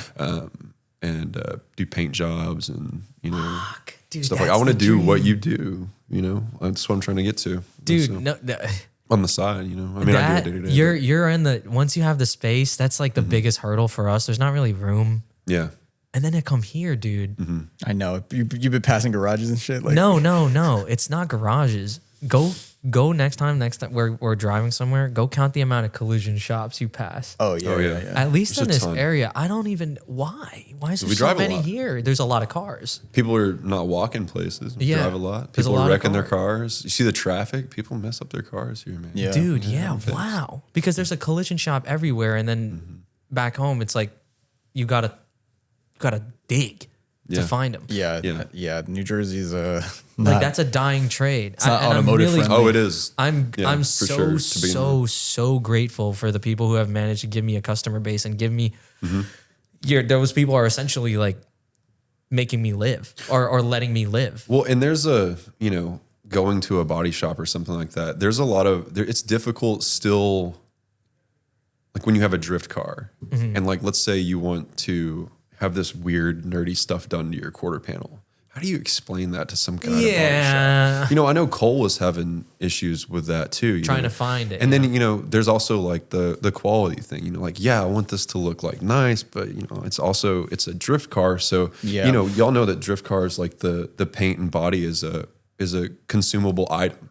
So, so the time and effort and money put into that, like it's hard to explain that to someone who's just working in a body shop. And the second you say, "Oh, it's a drift car," it's going to get beat up. Those are your famous last words. Well, they'll typically, which I think Cole was getting some pretty ridiculous like quotes. Yeah, they were just giving him a fuck you price. Yeah, they want him out the door. Yeah. And I mean, I get it. If you're fixing a bumper for an insurance company and you're making, $4 grand off replacing that bumper on that customer's car, why would you want to bring a car in that you got to take everything off it? It's going to take up a bunch of space. And not to mention the customer might be very anal about it. Yeah. You got to deal with that too. Yeah. So it's like, not a moneymaker. Yeah. So having a place like that is, it's hard to, de-specific, I guess. Body shops there's a good vein for that, I think. The guy that Cole went to is another good friend of ours, but it's the Jake and Dylan. Their family owns a Mako. And a fun thing that I didn't know about Mako is that they're all family owned. So you could go to one Mako and it's not the same level of quality as you go to another Mako. Cool. Makos are always the place to go, I feel like. As long as you know the people. Yeah. Like. And I know. And you got to be, like, if you're paying less for something, you gotta, as long as they're transparent about like why you're paying less, you gotta be happy with that kind of stuff. We're not taking this off. We're going to tape this, Yeah. I'm really glad that Jake did that because I know it looks fantastic. His car looks great. Even if it's a Mako, which I'm not even going to really, I don't think I'm not even going to really group it at this point because I know the level of work that Jake likes to do or Dylan. I don't know who painted it, which one of them, but I know the level and there's not a doubt in my mind that car was going to turn out great. The color match looks great. Yeah, and like, it looks awesome. Like it came out awesome. It looks like a fucking fake car. Yeah. Yeah, it does. Like a toy. Yeah, it looks good. So I was like, God damn. Kind of looks like this one, honestly. Really high. Those two cars together would be fucking sick. Oh, that'd be awesome. Oh my gosh. Cole's cool, man. I think, didn't Cole post a picture and was like, me and it might have been this and another green car or something like that. And he was like, maybe us in the future or something. Wasn't there like a doppelganger too of his car or some shit that we saw? I think it was in the chat. What? Of Cole's car. There was like another one that looked exactly the same and it was just done or something. They were saying like, what did they say? Like the Cole man in 180 SX. Oh, yeah, so, yeah, like, yeah. He was like, it's weird that they gave it a name. It's like, yo, this looks like the Cole man in 180. Yeah. Like what? So are you going to plan on doing this part-time or you're trying to do this full-time? Well, what we really want to do, like I needed a space for my car. My friend needed a space for his car. My other friend needed a space for his car. So we wanted a space for our cars, but we want to do, at least enough work to like cover the rent there. Yeah. That's what we're shooting for. Yeah. But also, I do want to like work on cars like this, Yeah, yeah. So when, wherever that went would be fine. But I do have a limited amount of free time with my 9 to 5 and then, being with my family is really important. Yeah. To me too, we did the same shit with the shop though. We had 3 people splitting it and then it became what it is. You know what I mean? So yeah, my house, the garage is really small. It's about half of this, I'd say, probably a little shorter too. So it's not really somewhere to work on a car. So I need somewhere to like store my car. And then my friend Garrett, who's my partner in the, he also doesn't have a garage and he's about to finish painting his car, another 180. And so he's going to need somewhere to put it. So, and we both have been talking about doing body work. So it kind of all was like, okay, let's do this now. And then found a space. And then also Anthony needs he has a JZX. Yeah. He has like a lot of them. I don't really know. He's got a lot of them. I got to ask him about he may that. be changing something. I don't know. He's but he's got JZX, so he's gonna have he's been working outside on those things since I met him. So he's gonna have a space to work inside on stuff now. This is gonna work. Yeah. I hope so. This is gonna work. Yeah, I hope so. And it's gonna be awesome. We were gonna paint the floors green. I was just gonna bring this up.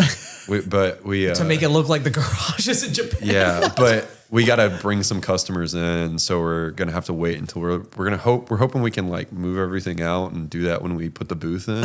But yeah, it's such a fucking hassle. You're gonna take photos of this car in that shop, and I'm people are lose going it. to no idea where that is. Right there, yeah, it's gonna be like, what is it? The invisible boatmobile from SpongeBob. I'm gonna lose it, or I'm gonna get in it and just disappear. Yeah, dude.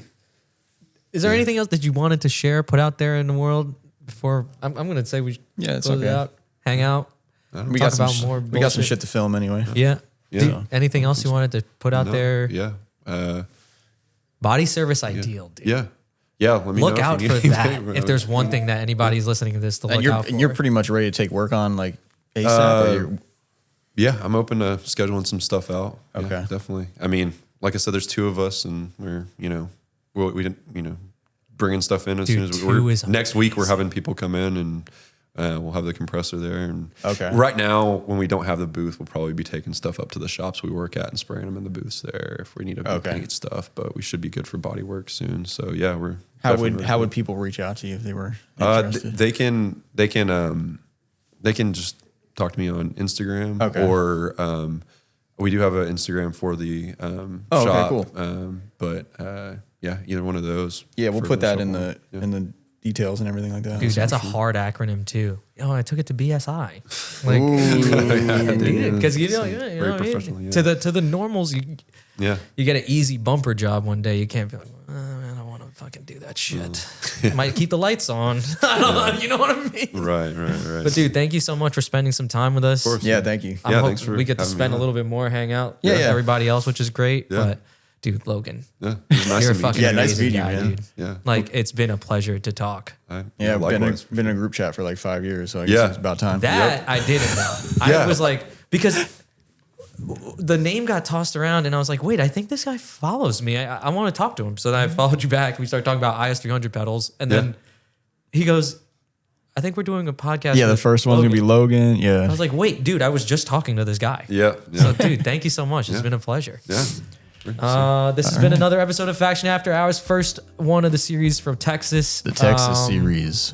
Everything is I bigger. can't believe we're here, and I can't believe we got to do this. This is fucking awesome. Thank you so much. See ya.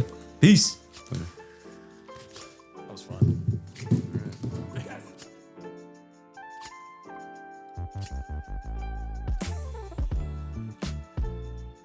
What happened to the camera there, Eddie?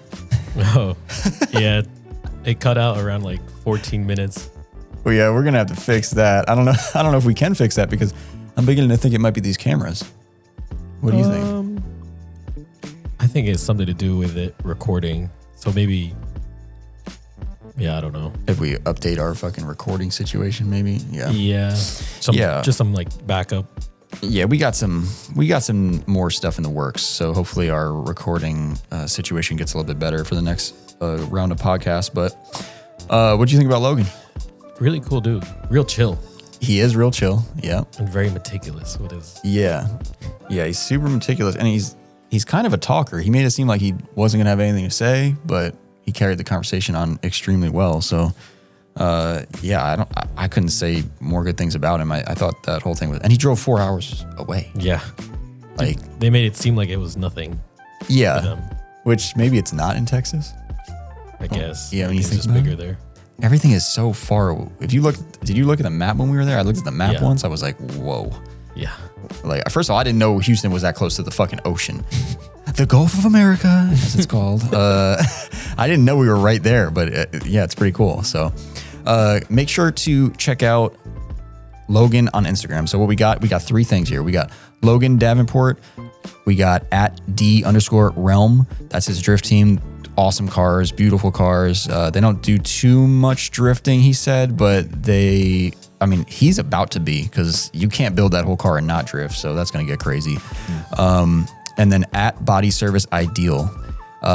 Not too many subscribers, not too many followers on this Instagram yet. He literally just made it, but they've been in the works planning this shop reveal. So make sure to follow them. If you're in the Texas area, especially northeastern Texas, you definitely want to write that down, or remember body service ideal, because I feel like that's going to be the place to bring your drift car.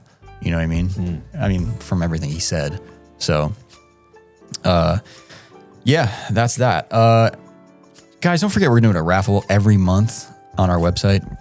You can call it a raffle. You can call it a giveaway. I like to call it a giveaway, but I think technically it's a raffle. Sweepstakes? It is sweepstakes? Yeah.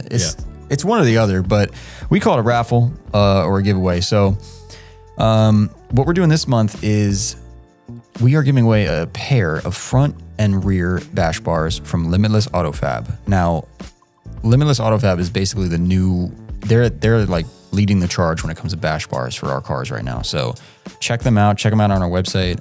Every $5 spent gets you an entry. Faction Motorsports merch and products gets you double entries. So this will be going for the whole month of February. And yeah. Also, I should mention, if people actually know their products, the bash bars will be powder coated as well. So you're pretty much getting everything. Wow.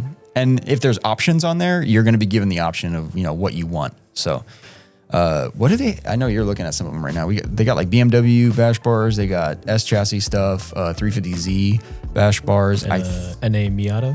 NA Miata too. Yeah. So they got some cars already. I was speaking to them recently. They are going to be releasing some new products soon. I don't think I can talk about any right now, but hopefully we get the okay to talk about them during this month. And yeah, all I can say is stay tuned to that. What else we got going on? We got some new parts in the shop and on the site. Yeah, we got new parts on the site every week now. Ken's been adding a lot, and Malcolm. Yeah. A lot of GK Tech stuff, right? It looks like GK Tech just released a bunch of products, so we're trying to keep up to date on those. I believe there was a lot of IS300 stuff, so I didn't tell Carl yet, but I think he recently was just talking about how they didn't have too much for that car. So I think Ken told him. Oh yeah? Yeah. So he's going to be happy to hear that. But we also added Limitless Auto Fat bash bars, the ones for the E36. We added those to the site as well. Cusco rear subframe brace for random Forester. We're trying to add more Subaru parts, honestly. So if you guys have Subarus and you want us to add some stuff, shoot us an email and we'll try to get to that. And of course, we got Origin stuff here as well. We're placing the order for the container, or it already was placed, but it's happening today or early next week that we get confirmation. So yeah, if you want to pre-order anything, now would be the time for Origin as well. And if you can't afford your parts right now, Affirm's got your back. Don't forget that during checkout. Affirm will get you covered if you don't have the finances to afford what you need now. YouTube, Eddie. I heard you got a YouTube going on. Yeah. I've been slacking a little because last week and this week we're kind of hectic with the scheduling. Yeah, things are getting kind of crazy over here. We're kind of turning, I don't know if you've noticed this, we're kind of turning into a production company and less of a shop. And I don't know if that's good or bad. I would rather do both, but there's only so much time in the day. What kind of videos you got, or what's the last video you put up? Last few we did was the 350Z. Okay. Getting some progress on that car.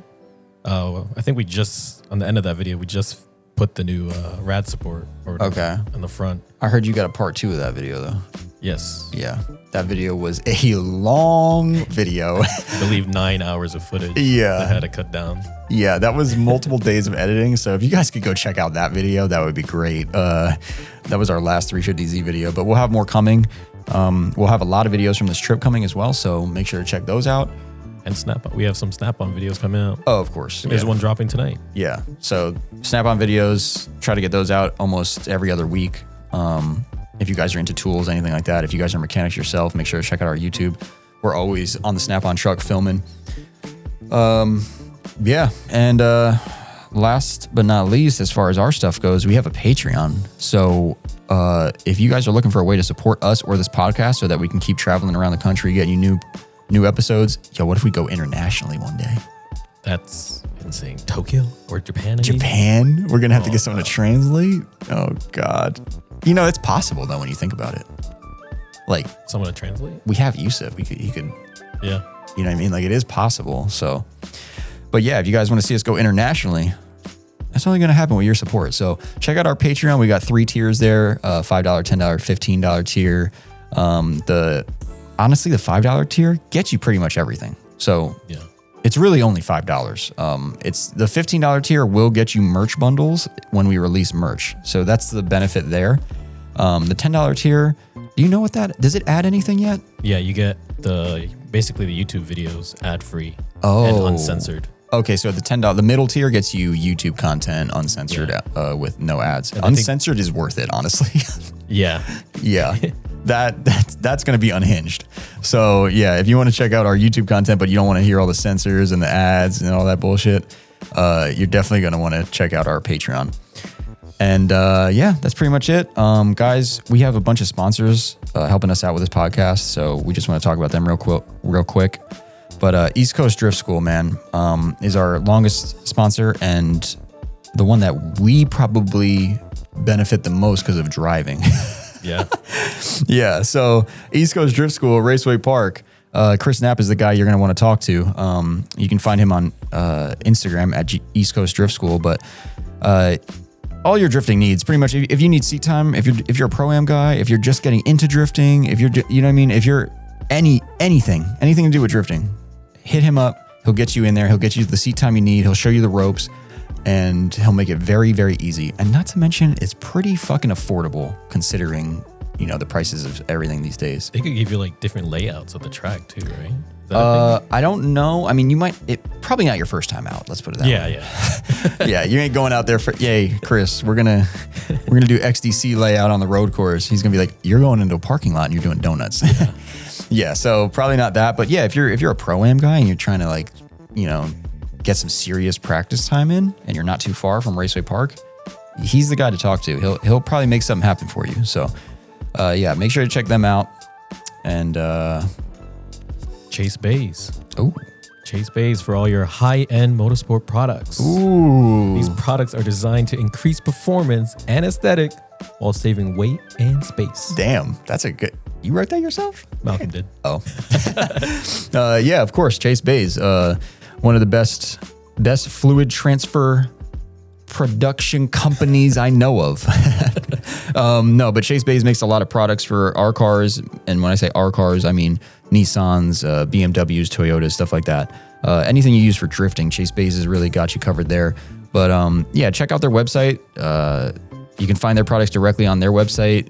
They're not doing business to business right now. So anything you need is going to be on there. And I've seen a lot of cool stuff lately, man. Chase Bays is always innovating and coming up with new stuff that kind of, I don't want to say it, but it's kind of grassroots. It's kind of aimed at the grassroots a little bit. I feel like Grassroots oriented. yeah, they make a lot of stuff that like we could benefit from not being pro guys. And it's all fairly priced. So, but they always have some more serious shit too, like their brake booster delete kit, stuff like that. Like that's more track stuff. So they cover both ends of the spectrum. I just know Chase is, he's a grassroots drifter himself. So, it makes sense. Another one of our sponsors is RAMSTEAD MFG. They make the wheel fitment tool that we've been using in the shop. I'm actually going to be using it for the Z soon to see what we can fit on there. But yeah, we sell those. One of our top selling products right now, honestly, on the website. So if you need one of those, you want to check it out, make sure to grab one off our website before you order wheels, because the last thing you want to do is order wheels that don't fit. So check that product out at FactionMotorsports.com. Limitless AutoFab, of course, is a sponsor of this podcast. So we've already been talking about them this whole episode, but they also, other than bash bars, they do make other products. So check out FactionMotorsports.com to get a look at what they offer. AG1 is another one of our sponsors, and honestly, I know I said East Coast Drift School was one of the ones that really matters to like us as far as driving, but AG1 is the one that's keeping us alive. So check out AG1 if you want to get your health in order. 1 scoop a day in 8 to 10 ounces of water in the morning is all you need to make sure you got all your multivitamins, your probiotics, prebiotics, all that stuff is good to go and you're covered. You took that too, right? You tried it out. I tried like a couple days. Yeah. Worth. Yeah. So we gotta get you hooked up on that, and then we gotta get Carl back on AG1 because ever since he's been off of that shit, he's been a little when he was on it, it was a little bit better. When he's off, I don't know. I don't know if I like him when he's off AG1. So, but yeah, check out AG1 if you want to get your health in order. That's the first step to take, honestly, and it's the easiest. So check out AG1. And last but not least, Wrecked Magazine. Guys, Wrecked Magazine is a magazine focused completely on drifting. All right. So Wrecked Magazine as a company has been around since I started drifting, possibly before that, I believe. So around 2010, somewhere like that. And they've been covering drifting and everything about it since then. Shops, pro-am drivers, pro drivers, grassroots events, I've even seen them do stuff like TMZ drops. All right, it'll be like, oh, did you hear about like so and so, and so check them out on Facebook and all that, of course, Instagram as well. But most importantly, go to their website, wreckmagazine.com. That's where you can subscribe to this magazine. We actually have the second issue in the shop, and it is not only is it a great magazine, but the cover is beautiful. It looks the part. Let's just say that. I always view Wrecked Magazine as like the Thrasher of drifting. So, oh, that's good. Yeah. It gives me the same vibes, So check them out. I'm really, really stoked to be representing that company. I have high hopes for them. I hope they can bring back physical media, at least in our scene. It might not be happening worldwide right now in 2026, but in our scene, I think we can bring it back since we all miss JDM tuner magazines. So this is the best that we can get right now, and it's very informative. A lot of the stuff in there. So check it out, wreckmagazine.com. And Eddie, we got more Texas episodes coming. So can't wait. Yeah, if we got a lot, and if you don't feel like waiting, make sure to check out our Patreon. We also have all of the Texas episodes up there already. So yeah. We'll see you on the next one. See ya.